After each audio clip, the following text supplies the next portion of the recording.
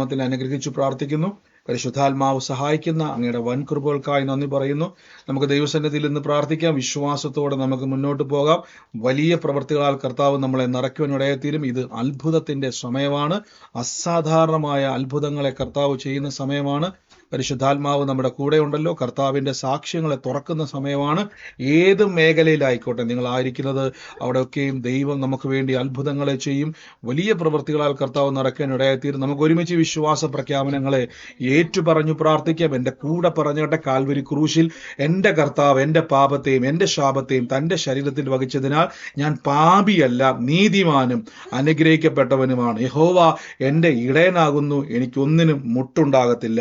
എന്റെ സഹായം ആകാശത്തെയും ഭൂമിയെയും ഉണ്ടാക്കിയ ദൈവത്തിൽ നിന്ന് വരുന്നു. എന്റെ രോഗത്തെയും എന്റെ ദാരിദ്ര്യത്തെയും കർത്താവ് ക്രൂശിൽ വഹിച്ചതിനാൽ രോഗത്തിനോ രോഗശക്തിക്കോ രോഗത്തിന്റെ ഒരാത്മാവിനോ എന്റെ മേൽ അവകാശമില്ല. ഞാൻ ദിവ്യാരോഗ്യത്തോടെ ഇരിക്കും. ഞാൻ ദീർഘായുസോടെ ഇരുന്ന് ദാരിദ്ര്യമല്ല സമ്പന്നത അനുഭവിക്കും. ഞാൻ വായ്പ മേടിക്കത്തില്ല, വാരി വിതറി കൊടുക്കും. നന്മയും കരുണയും എന്റെ ആയുഷ്കാലമൊക്കെയും എന്റെ പുറകെ വരും. ഐശ്വര്യ സമ്പത്തും എന്റെ കുടുംബത്തിലുണ്ട്. പാമ്പുകളെയും തേളുകളെയും ശത്രുവിന്റെ സകല ബലത്തെയും ചവിട്ടുവാൻ കർത്താവിൽ എനിക്ക് അധികാരമുണ്ട്. ഒന്നും ഒരിക്കലും ഒരു ദോഷവും എനിക്ക് വരത്തില്ല, ഒരനർത്ഥവും എനിക്ക് വരത്തില്ല. ഒരു ബാധയും എന്റെ കൂടാരത്തിന്റെ മേൽ അടുക്കത്തില്ല.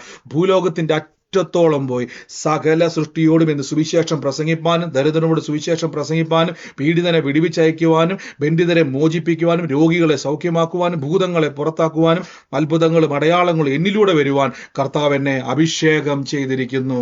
ആമേൻ. കർത്താവിന്റെ വലിയ അഭിഷേകത്തിനായി ഞാൻ സ്തുതിക്കുന്നു. ഇത് കർത്താവിന്റെ സമയമാണ്. നിങ്ങളുടെ ജീവിതത്തിൽ വലിയ പ്രവൃത്തികളാൽ കർത്താവ് നിറയ്ക്കുന്ന സമയമാണ്. നമുക്ക് ഒരുമിച്ച് പ്രാർത്ഥനയോടെ തന്നെ ദൈവസന്നിധിയിൽ മുന്നോട്ട് പോകാം. ഇന്നലെ കേട്ട വചന ചിന്ത ഓർമ്മയുള്ള ആരെങ്കിലും ഉണ്ടെങ്കിൽ ഒന്ന് പറഞ്ഞാട്ടെ. വചന ചിന്തയാണ്.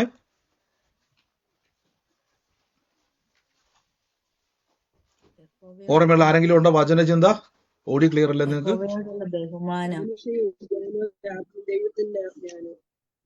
ഞങ്ങൾക്ക് സൗണ്ട് ക്ലിയർ ആണോ? ഓഡിയോ ക്ലിയർ ആണോ? അതെ. കർത്താവ് അനുഗ്രഹിക്കട്ടെ. അപ്പോൾ നമ്മൾ ഇന്നലെ കേട്ടു യഹോവ ഭക്തി എന്നുള്ളത് നമ്മൾ എന്താന്നുള്ളത് കേട്ടു. യഹോവ ഭക്തി, ദ ഫിയർ ഓഫ് ലോഡ് എന്നുള്ളത് ഇംഗ്ലീഷിൽ വന്നേക്കുന്ന വാക്യം പല ആളുകളും അതിങ്ങനെ പ്രസംഗിക്കണം. ദൈവത്തെ ഭയപ്പെടണം, ദൈവത്തെ ഭയപ്പെടണം. ദൈവത്തെ ഭയപ്പെടുക എന്നുള്ള ആശയമല്ലായിരുന്നു അത് ഇന്നലെ കേൾക്കുവാൻ ഇടയാത്തത്. ദൈവത്തെ പേടിക്കേണ്ട ആളല്ല, പകരം കർത്താവിന്റെ സന്നിധിയിൽ നമ്മൾ ദൈവത്തെ സ്നേഹിക്കുന്നവരാണ്, ദൈവത്താൽ സ്നേഹിക്കപ്പെട്ടവരാണ്. കർത്താവ് വലിയ പ്രവർത്തികളാൽ ചെയ്യുന്ന സമയമാണ്. നമുക്ക് ഒരുമിച്ച് ദൈവസന്നിധിയിൽ നിന്ന് പ്രാർത്ഥനയോടെ വിശ്വാസത്തോടെ നമുക്ക് മുന്നോട്ട് പോകാം. കർത്താവ് നമുക്ക് വേണ്ടി വലിയ പ്രവർത്തികളെ ചെയ്യുന്ന സമയമാണ്. വൻ കാര്യങ്ങളെ കർത്താവ് ചെയ്യും. അന്യഭാഷാ പ്രാർത്ഥനയിലേക്ക് എല്ലാ ദിവസവും നമ്മൾ തുടക്കത്തിൽ ഇപ്പോൾ യൂട്യൂബിൽ കാണുന്നതോടെ ഞാൻ പറയുവാണ്. അന്യഭാഷാ പ്രാർത്ഥനയിൽ 8:45 നമ്മൾ ആരംഭിക്കും. ഇതിൻ്റെ അകത്ത് പല ആളുകളും ഞാൻ കേട്ടിരിക്കുന്നത്, ഇതിൻ്റെ അകത്ത് നിങ്ങൾ പ്രാർത്ഥനയ്ക്ക് വന്നതിന് ശേഷം ഒത്തിരി ആൾക്കാർ ഇരുന്ന് ആവശ്യമില്ലാതെ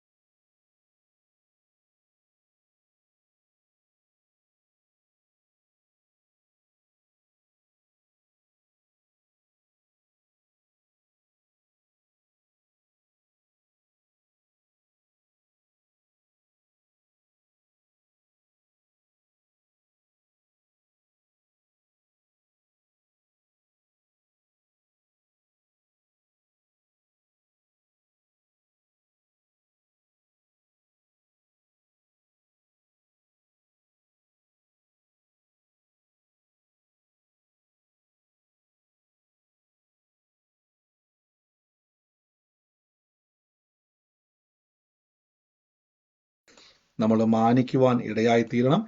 കർത്താവ് അനുഗ്രഹിക്കട്ടെ. ഞാൻ നിങ്ങൾക്ക് വേണ്ടിയാണ് അത് പറഞ്ഞത്, നന്മയ്ക്ക് വേണ്ടിയാണ് പറഞ്ഞത്. കർത്താവ് അനുഗ്രഹിക്കട്ടെ. അപ്പം അന്യഭാഷ വരെ ഇല്ലാത്തവൻ എനിക്കില്ല എന്ന് പറഞ്ഞിരിക്കരുത്. ആഗ്രഹത്തോടെ പ്രാർത്ഥനയോടെ വന്നാൽ ദൈവം നിങ്ങളെ നിറയ്ക്കും. ആമേൻ. നമുക്ക് ഒരുമിച്ച് ഇന്ന് പ്രാർത്ഥനയോടെ തന്നെ ദൈവസന്നിധിയിൽ നിന്ന് മുന്നോട്ട് പോകാം. ഈ 27-ാം തീയതി ഞാൻ ഒന്നും കൂടെ ഒന്ന് പറയും. ഞാനിപ്പോൾ തുടക്കത്തിൽ ഒന്ന് പറഞ്ഞ് എന്നെ ഓർപ്പിച്ചേക്കണം. 27-ാം തീയതി അവസാനത്തെ ശനിയാഴ്ച UK നമ്മൾ ഈസ്റ്റ് ബോണിൽ രാവിലെ ഒരു 10:30 മുതൽ വൈകുന്നേരം വരെ ആഗ്രഹിക്കുന്നു. രാത്രി ആയാലും സന്തോഷം. ദൈവകൃപയാൽ ആഗ്രഹിക്കുന്നു. അന്യഭാഷയിൽ അത്രയും മണിക്കൂർ 10:30 മുതൽ ഏകദേശം ഒരു 4 മണി വരെയോ ഇനിയിപ്പം എനിക്ക് അറിയത്തില്ല, ആഗ്രഹിക്കുന്നു. ആ ആ സൺഡേ ആണ്, ഞായറാഴ്ചയാണ്, 27-ാം തീയതിയാണ്. രാവിലെ 10:30 മുതൽ ആരംഭിക്കും. ആരാധനയും അന്യഭാഷാ പ്രാർത്ഥനയും മാത്രമായിട്ട് ആ 1 മണിക്കൂർ 10:30, 11:30, 12:30, 1 മണി, 2, 3, 4, 5 മണി വരെയൊക്കെയാണ് ആഗ്രഹിക്കുന്നത്. അവിടെ ഒരു ഹോളിൽ ക്രമീകരിച്ചിരിക്കുന്നു. അപ്പോൾ UK-യിലുള്ളവർ ആഗ്രഹിക്കുന്നവർ വന്നിട്ട് ധൃതിയാണ്, ബ്രദർ എനിക്ക് ഡ്യൂട്ടിക്ക് പോകണം, എനിക്ക് ഒത്തിരി ദൂരമാണ്, എനിക്ക് ഭയങ്കര ബുദ്ധിമുട്ടാണ്, ഒരു നിർബന്ധവുമില്ല. ആഗ്രഹമുള്ളവർ അത്രയും മണിക്കൂറുള്ള പ്രാർത്ഥനയാണ്. അപ്പോൾ അതനുസരിച്ച് ആഗ്രഹമുള്ളവർ വരിക. നിങ്ങൾക്ക് അങ്ങനെ ഒരുമിച്ചിരുന്ന് പ്രാർത്ഥിക്കാൻ, ഈ രാജ്യത്തിന് വേണ്ടി രാജ്യത്തിരുന്നുകൊണ്ട് പ്രാർത്ഥിക്കുവാണ് അത്രയും സമയം. അന്യഭാഷാ പ്രാർത്ഥന മാത്രമേ ഉള്ളൂ. ഈസ്റ്റ് ബോൺ ആണ്. അതിൻ്റെ വേണമെങ്കിൽ ഞാൻ അതിന് അഡ്രസ്സ് നമ്മുടെ UK-യിലെ പ്ലാറ്റ്ഫോമിൽ ഇട്ടേക്കാം, അല്ലെങ്കിൽ യൂട്യൂബിലാണ് നിങ്ങൾ കാണുന്നതെങ്കിൽ ഞാനതിൽ പിൻ ചെയ്തേക്കാം അഡ്രസ്സ്. അപ്പോൾ ആഗ്രഹമുള്ളവരെ വരുന്നുള്ളൂ. കാര്യം നിങ്ങൾ എനിക്ക് ഒത്തിരി ദൂരം കഴിഞ്ഞ പ്രാവശ്യമൊക്കെ യാത്ര ചെയ്ത് വന്ന് 3-4 മണിക്കൂറൊക്കെ യാത്ര ചെയ്താണ് പ്രാർത്ഥനയ്ക്ക് വന്നവരുണ്ട്. അപ്പം നിങ്ങൾക്ക് ചിലപ്പം അത്രയും ദൂരം യാത്ര ചെയ്ത് ചിലപ്പോൾ തിരിച്ചു പോക്ക് എനിക്ക് അറിയത്തില്ല. അത്രയും 4 മണിക്കൂർ പിന്നെയും ഡ്രൈവ് ചെയ്ത് പോയവരുണ്ട്, ട്രെയിൻ യാത്ര ചെയ്ത് പോയവരുണ്ട്. നമുക്കറിയാം അത്രയും ബുദ്ധിമുട്ടുള്ളതുകൊണ്ട് ഞാൻ നിർബന്ധിക്കുന്നില്ല. പക്ഷേ പ്രാർത്ഥിക്കുക. ഹൃദയത്തിൻ്റെ അകത്ത് നിങ്ങൾക്കൊരു തോന്നലുണ്ട്, എനിക്ക് അങ്ങനെ അത്രയും നേരം പ്രാർത്ഥനയിലിരിക്കുവാൻ ആഗ്രഹമുണ്ട് എന്നൊരു തോന്നലുണ്ടെങ്കിൽ നിങ്ങൾ പോരുക. ഞാൻ പറഞ്ഞല്ലോ, തിരിച്ച് നിങ്ങൾക്ക് പോക്കും വരവും ഒന്നും എനിക്ക് അറിയത്തില്ല. നിങ്ങളുടെ ബുദ്ധിമുട്ടുകൾ ഞാൻ ഒരിക്കലും നിർബന്ധിക്കുന്നില്ല. പക്ഷേ ആഗ്രഹം ഉണ്ടെങ്കിൽ ഞാൻ അതുകൊണ്ടാണെന്ന് പറഞ്ഞത്. ഇനി ആഗ്രഹമുള്ള ആരെങ്കിലും ഉണ്ടെങ്കിൽ അതിൽ പങ്കുചേരാം. രാവിലെ മുതൽ വൈകുന്നേരം വരെ തുടർച്ചയായിട്ടുള്ള പ്രാർത്ഥനയാണ്. അപ്പോൾ അതിൽ കർത്താവിൽ ആഗ്രഹമുള്ളവരുണ്ടെങ്കിൽ വരിക. ഞാനതിൻ്റെ UK ഗ്രൂപ്പിൽ അതിൻ്റെ കാര്യങ്ങളും ഡീറ്റെയിൽസുകളും അഡ്രസ്സുകളും ഒക്കെ എന്നെ ഇട്ടേക്കാം.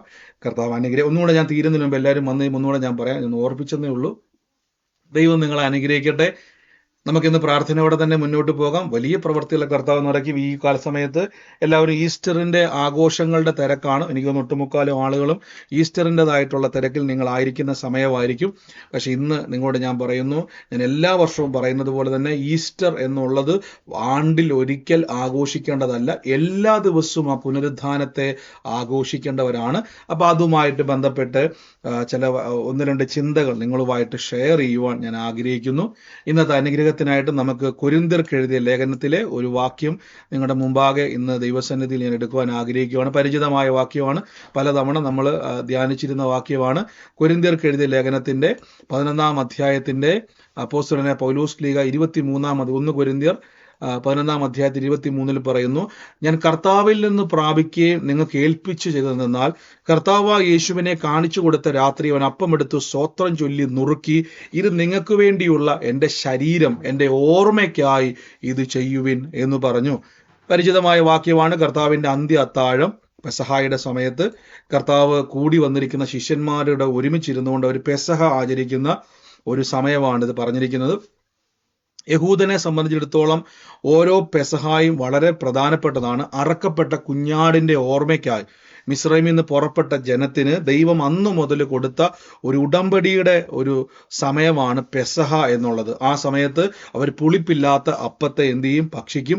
ഈ സമയത്ത് ഇവർ കയ്പ് ചീര കഴിക്കും. എന്തിനാന്ന് ചോദിച്ചു കഴിഞ്ഞാൽ മിതാക്കന്മാരെ മിസ്രൈമിൽ നിന്ന് ദൈവം കൊണ്ടുവന്നതിൻ്റെ ഓർമ്മയ്ക്കായിട്ടാണ് ഇവരിത് ചെയ്യുന്നത്. അപ്പം എന്താണ് ഇതിൻ്റെ പ്രത്യേകത? നമ്മൾ സാധാരണ മധുരമുള്ള എന്താ പറയുന്നത്, പാനപാത്രവും പുളിപ്പില്ലാത്ത അപ്പവും ഒക്കെ ഉണ്ടാക്കി നമ്മൾ ഭക്ഷിക്കും. ദുഃഖവെള്ളിയെ നമ്മൾ എന്ത് ചെയ്യും? ദുഃഖാചരണമായിട്ട് ഇറച്ചി മീനും ഒന്നും മേടിക്കാതെ കഞ്ഞി മാത്രം കുടിച്ച് ഒന്നും വീട്ടിൽ കഴിക്കാതെ നമ്മൾ എന്ത് ചെയ്യും? ദുഃഖത്താൽ ആചരിക്കും. ശനിയാഴ്ചത്തേക്ക് ആകുമ്പോഴേക്കും നമ്മൾ ഇറച്ചിയൊക്കെ മേടിച്ച് റെഡിയാവും. ഞായറാഴ്ച ആകുമ്പോഴേക്കും നമ്മൾ ഈസ്റ്ററിന് വേണ്ടി പ്രിപ്പയർ ആകും. ഇതൊക്കെ നിങ്ങൾ ശ്രദ്ധിച്ചോണം. എന്നാൽ ഇതിൻ്റെ ഓരോ ദിവസത്തെ പ്രത്യേകത ഞാൻ പറഞ്ഞു തരാം. കർത്താവിനെ കാണിച്ചു കൊടുത്ത രാത്രി പൗലോസ് ശ്ലീഹ പറയണം, കർത്താവിനെ കാണിച്ചു കൊടുത്ത രാത്രി അപ്പമെടുത്ത് സ്തോത്രം ചൊല്ലി നുറുക്കി. എന്നിട്ട് കർത്താവ് പറയും, ഇതെൻ്റെ ശരീരം, ഇതെൻ്റെ ഓർമ്മയ്ക്കായി. അപ്പൊ കർത്താവിന് മനസ്സിലായി, ഞാൻ ക്രൂശിൽ തകർക്കപ്പെടുവാൻ വേണ്ടി പോകുന്നു. അതിനു വേണ്ടിയാണ് യേശു ഭൂമിയിലേക്ക് വന്നത്. അപ്പൊ ഇത് ഇന്നലെ തുടങ്ങിയതല്ല. മിസ്രൈമിൽ നിന്ന് പുറപ്പെട്ട ജനത്തിനെ അന്നു മുതൽ അറക്കപ്പെട്ട കുഞ്ഞാടിന്റെ ഓർമ്മ, അല്ലെങ്കിൽ വരാൻ പോകുന്ന മശിഹായുടെ ഓർമ്മയാണ്, നിഴലാണ് പഴയ നിയമത്തിൽ ഒരു കാലഘട്ടം മുഴുവൻ കാണിച്ചുകൊണ്ടിരുന്നത്. എന്തിനു വേണ്ടിയാണെന്നറിയാവോ? ഇത് നിങ്ങൾ ഓർത്തോണം. പെസഹ എന്ന് പറഞ്ഞാൽ മാനവകുലത്തിന്റെ സകല പാപത്തെയും യേശുക്രിസ്തു ചുമക്കുവാൻ പോകുന്ന ദിവസമാണ്. അപ്പൊ ദുഃഖവെള്ളി എന്ന് പറയുമ്പോൾ ശരിക്കും പറഞ്ഞാൽ നമുക്ക് ദുഃഖവെള്ളി അല്ല, ഒരിക്കലും നിങ്ങൾ ദുഃഖവെള്ളി എന്ന് പറയരുത്. ദുഃഖവെള്ളി അല്ല അത് സന്തോഷത്തിന്റെ വെള്ളിയാണ്. യേശുക്രിസ്തുവിന്റെ മരണം ഒരിക്കലും ദുഃഖമല്ല. നിങ്ങൾ ചിന്തിക്കും, ലോകത്തിലെ എല്ലാ മരണവും, ബ്രദറെ, നമ്മുടെ വീട്ടിലൊരു മരണമുണ്ടായ, അയൽവക്കത്തൊരു മരണമുണ്ടായ, ലോകത്തിലൊരു മരണമുണ്ടായ, ലോകത്തിലെ ഒരു മരണവും നമുക്ക് സന്തോഷം തരുന്നതല്ല. എല്ലാ മരണങ്ങളും ദുഃഖം തരുന്നതാണ്, നഷ്ടം തരുന്നതാണ്, നിരാശ തരുന്നതാണ്, നമുക്ക് തികയ്ക്കാൻ കഴിയാത്ത നഷ്ടത്തിലേക്ക് കൊണ്ടുപോകുന്നതാണ് മരണം. എന്നാൽ യേശുവിന്റെ മരണം എനിക്ക് ഏറ്റവും അനുഗ്രഹമാണ്. യേശുവിന്റെ മരണം എനിക്ക് ഭയങ്കര സന്തോഷം. എന്നാന്നറിയാവോ? യേശു ക്രിസ്തു മരിച്ചത് എന്നെ നിത്യ നരകത്തിലേക്കുള്ള കവാടം അടച്ചിട്ട് നിത്യനാശം എൻ്റെ തലയ്ക്ക് മീതെ മായ്ക്കുവാൻ കർത്താവ് എൻ്റെ പാപത്തെ ചുമന്നു എനിക്ക് വേണ്ടി മരിച്ചു. നമ്മളതിന് ദുഃഖമാണ്. പിശാചിനാണ് ദുഃഖവെള്ളി, പിശാചിനാണ് ദുഃഖം. കാര്യം നിങ്ങളെ ഇങ്ങനെ നരകത്തിലേക്ക് പോകാൻ വേണ്ടി എല്ലാം റെഡിയാക്കി, നിങ്ങളെ കെടാത്ത തീയിലും ചാകാത്ത പുഴുവിലും നിത്യ നരകത്തിലേക്ക് നിങ്ങളെ കൊണ്ടുപോകാൻ വേണ്ടി സന്തോഷിച്ചിരിക്കുന്ന പിശാചിന് കർത്താവ് കൊടുത്ത ഏറ്റവും വലിയ അടിയാണ് ആ വെള്ളിയാഴ്ച. കർത്താവ് സകല പാപത്തെയും ചുമന്ന് ക്രൂശിൽ അടക്കപ്പെടുന്ന സമയം, കർത്താവിന്റെ മരണം, അരിമത്തേക്കാരനായ യോസഫിന്റെ കല്ലറയിൽ യേശുവിന്റെ ശരീരം വെച്ചപ്പോൾ ഇന്ന് കരയുന്നത് ആരാന്നറിയാവോ? ആ മരണത്തെ ഓർത്ത് വിതുമ്പുന്നത് ആരാന്നറിയാവോ? ആ മരണത്തെ ഓർത്ത് വ്യാകുലപ്പെടുന്നത് പിശാചാണ്. കാരണം യേശുവിന്റെ മരണം പിശാചിന് ഏറ്റവും സങ്കടമെങ്കിൽ വിശ്വാസി തുള്ളിച്ചാടി ആരാധിക്കേണ്ട സമയമാണ് ദുഃഖവെള്ളി. നമ്മൾ ദുഃഖവെള്ളി എന്ന് പറയല്ലേ, ഞാനതിനെ ഗുഡ് ഫ്രൈഡേ, നമ്മൾക്കറിയാം ഇംഗ്ലീഷുകാർ അതിനെ ഗുഡ് ഫ്രൈഡേ എന്ന് പറഞ്ഞത്. നല്ല വെള്ളിയാഴ്ചയാണ്. എന്തുകൊണ്ടാണ് അതൊരു സന്തോഷത്തിന്റെ വെള്ളിയാഴ്ച എന്ന് പറയാൻ കാരണം, പെസഹായുടെ അന്ന് യേശുക്രിസ്തു എന്ത് ചെയ്യുന്നു വെച്ച് കഴിഞ്ഞാൽ അപ്പം എടുത്തിട്ട് പറയുകയാണ്, ഇതെന്റെ ശരീരം. ഇനി നിങ്ങൾ ശ്രദ്ധിച്ചോണേ, ഇതെന്റെ ശരീരം. അപ്പൊ യേശുക്രിസ്തു ഒരു അപ്പം എടുത്തിട്ട് അപ്പം നുറുക്കുവാണ്, പല പീസുകളായിട്ട് അപ്പത്തെ നുറുക്കിയപ്പോൾ നിങ്ങളുടെ പാപത്തിന്റെ ശമ്പളമായ മരണത്തെ യേശുക്രിസ്തു തന്റെ ശരീരത്തിൽ വഹിച്ചപ്പോൾ, യെശയ്യാ പ്രവാചകന്റെ പുസ്തകത്തിൽ ഇങ്ങനെ പറഞ്ഞിരിക്കുന്നത്, കണ്ടാൽ ആളല്ല എന്ന് തോന്നുമാർ യേശുക്രിസ്തു വിരൂപനായി. നോക്കിയ വചനം നോക്കിയേ, നമ്മുടെ അതിക്രമം നിമിത്തം ക്രിസ്തു തകർന്നിരിക്കുന്നു, നമ്മുടെ അകൃത്യങ്ങൾ നിമിത്തം അവൻ മുറിവേറ്റിരിക്കുന്നു, നമ്മുടെ സമാധാനത്തിനായുള്ള ശിക്ഷ യേശു ക്രിസ്തുവിന്റെ മേല. ഏഷ്യ 53 പറയുന്നു. അപ്പൊ കർത്താവിന്റെ ശരീരം എന്റെ പാപത്തെ ചുമന്നപ്പോൾ, എന്റെ പാപ നിമിത്തം അതുകൊണ്ട് ഞാൻ രോഗികളായി ഭാരപ്പെടുന്നവര് ധൈര്യത്തോടെ പറയണം, രോഗം എനിക്ക് അനുഭവിക്കാൻ മനസ്സില്ലെന്ന് പറ. എന്റെ കൂടെ പറഞ്ഞോട്ടെ, എനിക്ക് രോഗിയായി ഇരിക്കുവാൻ മനസ്സില്ല പിശാചേ എന്ന് പറ.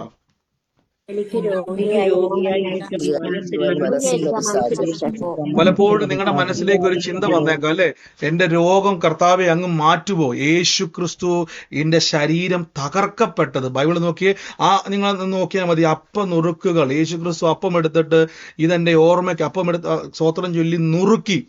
അത് യേശുവിന്റെ ശരീരത്തിൽ ഉണ്ടാകുന്ന മുറിവുകളെയാണ് നുറുക്കലിനെ കാണിക്കുന്നത്.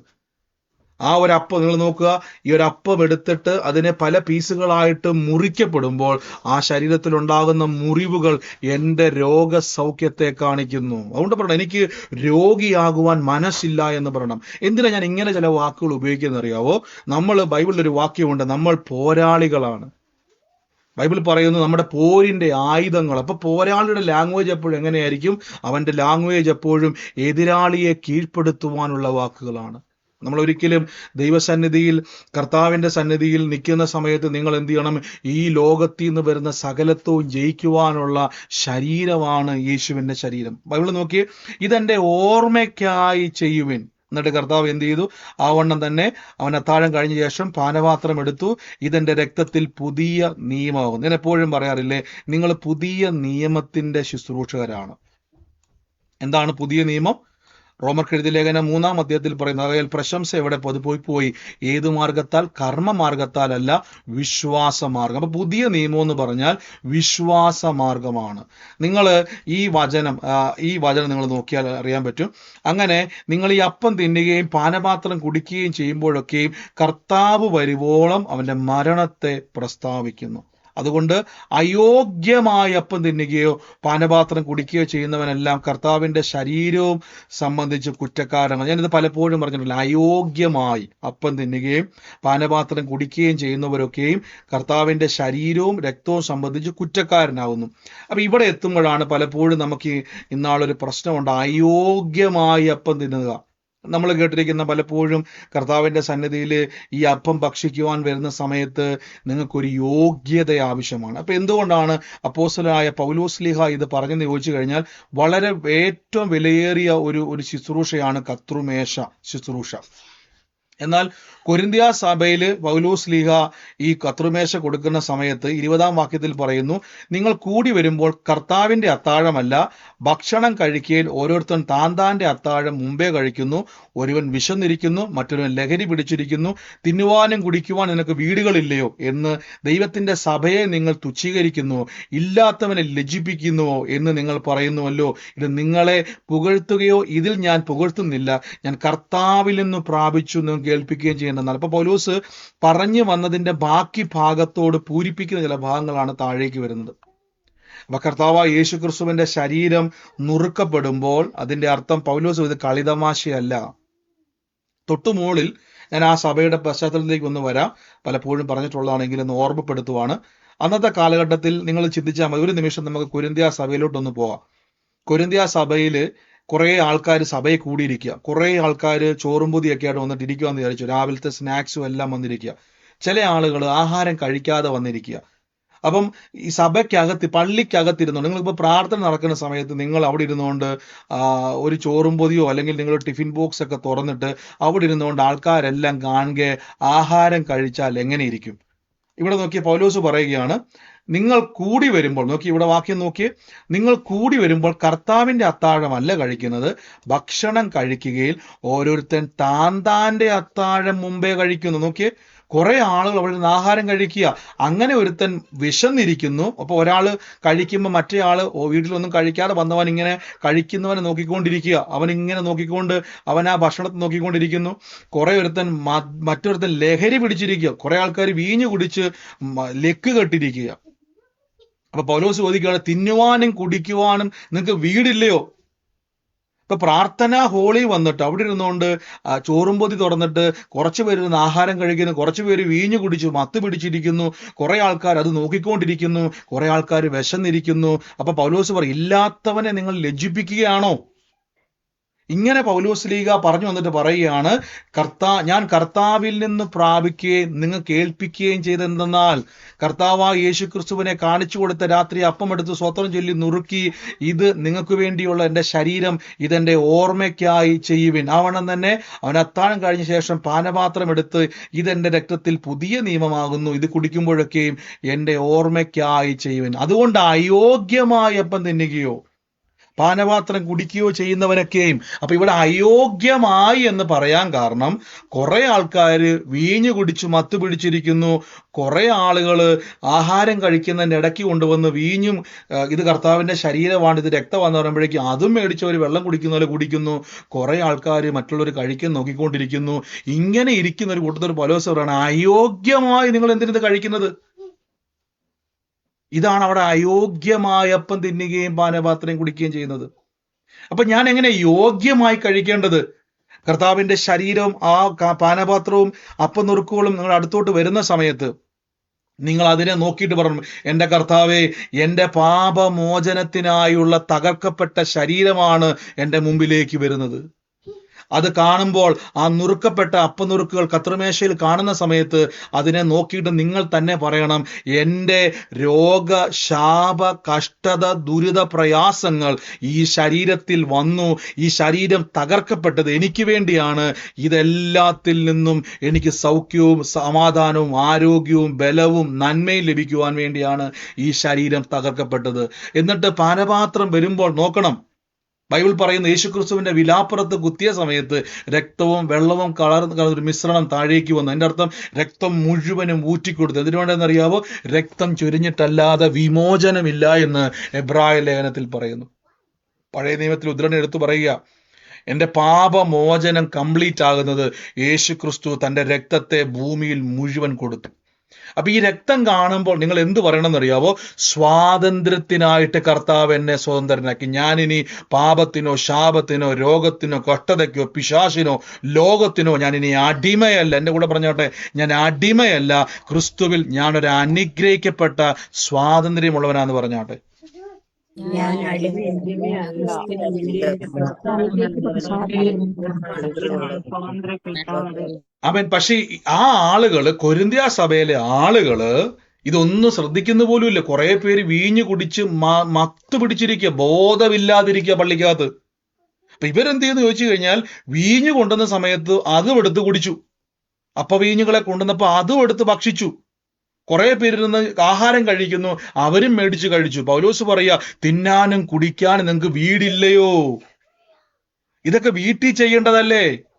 ആഹാരം കഴിക്കാനാണ് നിങ്ങൾ സഭയിൽ വന്നിരിക്കുന്നത്. നിങ്ങൾ മറ്റുള്ളവനെ നിങ്ങൾ എന്ത് ഇല്ലാത്തതിനെ നിങ്ങൾ പരിഹസിക്കുകയാണെന്നൊക്കെ പൗലോസ് പറയുക. എന്നിട്ട് പൗലോസ് പറയണം, അയോഗ്യമായ അപ്പം തിന്നരുത്. പക്ഷെ നമ്മൾ പലപ്പോഴും കേട്ടിരിക്കുന്ന അയോഗ്യത എന്ന് പറഞ്ഞാൽ, അയ്യോ കർത്താവേശെടുക്കാൻ എന്നാ യോഗ്യത. നമ്മൾ പലപ്പോഴും മനസ്സിലാക്കണം, നമ്മുടെ യോഗ്യതയല്ല കർത്തൃമേശ, കർത്താവ് എന്നെ നീതിമാനാക്കിയതാണ്.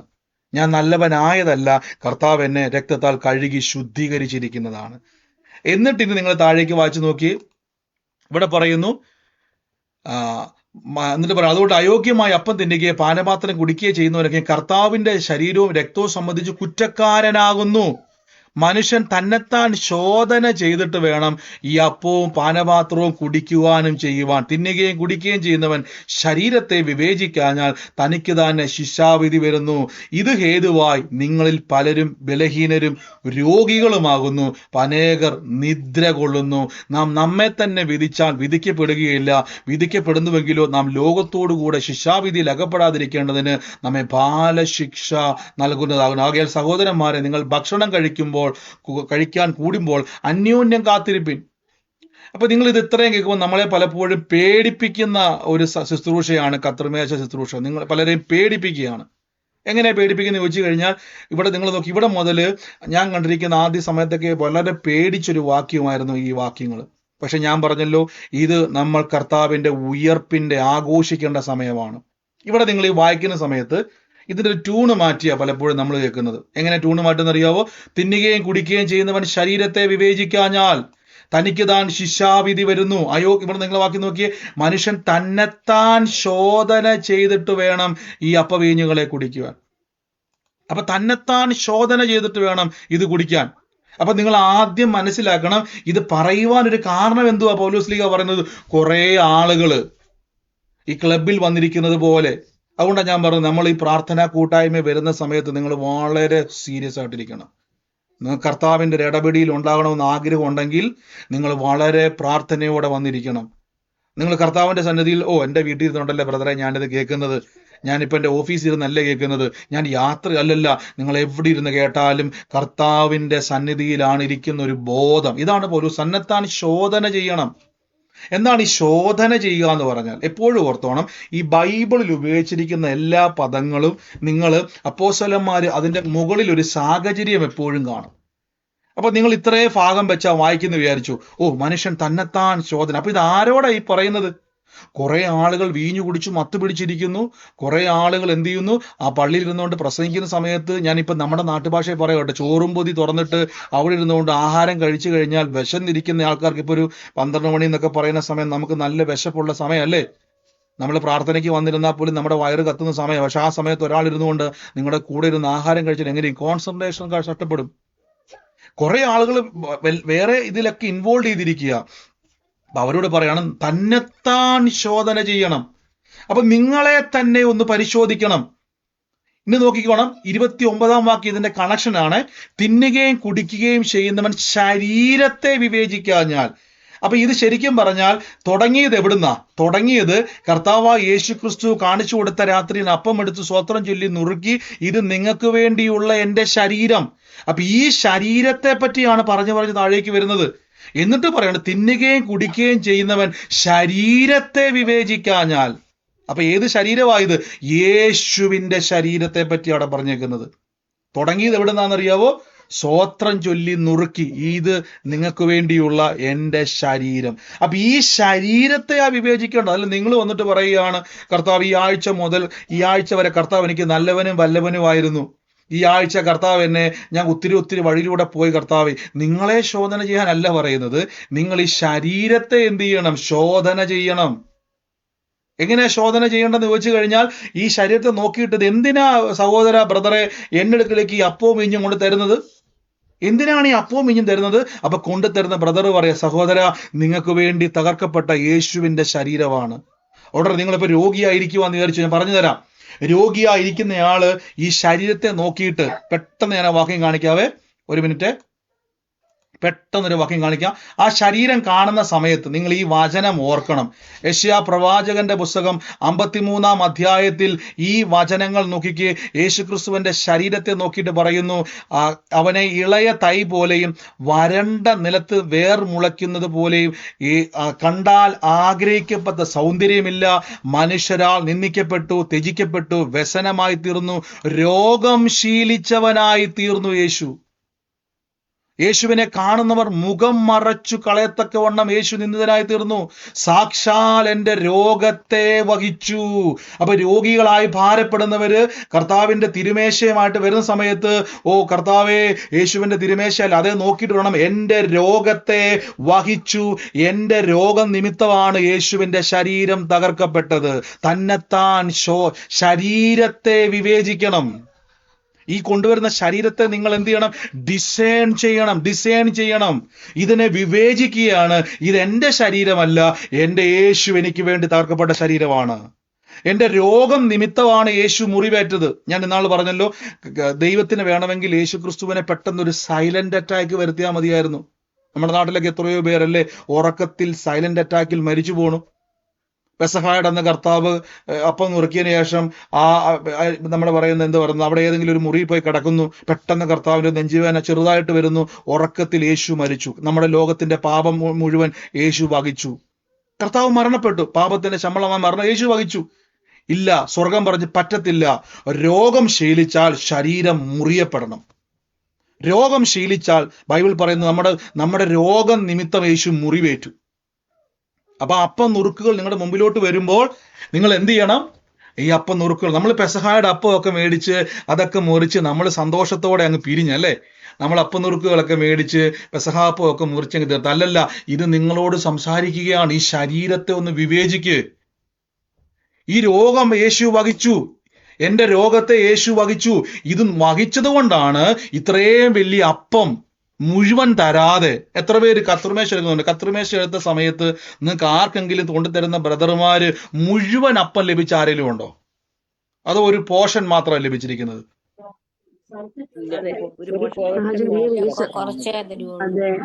അതിന്റെ കുറച്ചേ തരത്തുള്ളൂ. അപ്പൊ ചോദിച്ചോട്ടെ, ബ്രദർ എന്തുകൊണ്ടാണ് ഒരു ബണ്ണ് എനിക്ക് ഫുൾ, അല്ലെങ്കിൽ ആ കത്രിമേശയുടെ അപ്പം എനിക്ക് മുഴുവൻ തരാത്തത്? ഉടനെ സഹോദരൻ പറയും, യേശു നിങ്ങൾക്ക് വേണ്ടി തകർക്കപ്പെട്ടപ്പോൾ ആ ശരീരം നുറുക്കപ്പെട്ടു. ആ നുറുക്കിന്റെ ഓരോ അംശമാണ് നമ്മൾ ഭക്ഷിക്കുന്നത്. എന്തിനാ ബ്രദറെ ഈ നുറുക്കപ്പെട്ടത്? എന്റെ രോഗം നിമിത്തം യേശു ക്രിസ്തു തകർക്കപ്പെട്ടു. അപ്പൊ ആ കർത്താവിന്റെ കത്രിമേശ നിങ്ങൾ ഭക്ഷിക്കുമ്പോൾ ശരീരത്തെ ഞാൻ വിവേചിക്കുന്നു. ഇതെനിക്ക് വേണ്ടി നുറുക്കപ്പെട്ട യേശുവിന്റെ ശരീരമാകുന്നു. പക്ഷെ പലപ്പോഴും സംഭവിക്കുന്നതെന്നറിയാവോ, നമ്മൾ ഇവിടെ വന്നതിന് ശേഷം നമ്മുടെ കുറ്റങ്ങളും കുറവുകളും ഏറ്റു പറഞ്ഞുകൊണ്ടിരിക്കുകയാണ് അവിടെ വന്നുകൊണ്ട്. എന്നിട്ട് നോക്കിയേ, ഈ വാക്യത്തിൽ പറയുന്നു, ഇനി കൊരിന്ത്യ ലേഖനത്തിലേക്ക് ഞാൻ ആ വാക്യത്തിൽ വരികയാണ്, തിന്നുകയും കുടിക്കുകയും ചെയ്യുന്നവൻ ശരീരത്തെ വിവേചിക്കാഞ്ഞാൽ തനിക്ക് താൻ ശിക്ഷാവിധി തന്നുകയും കുടിക്കുകയും ചെയ്യുന്നു.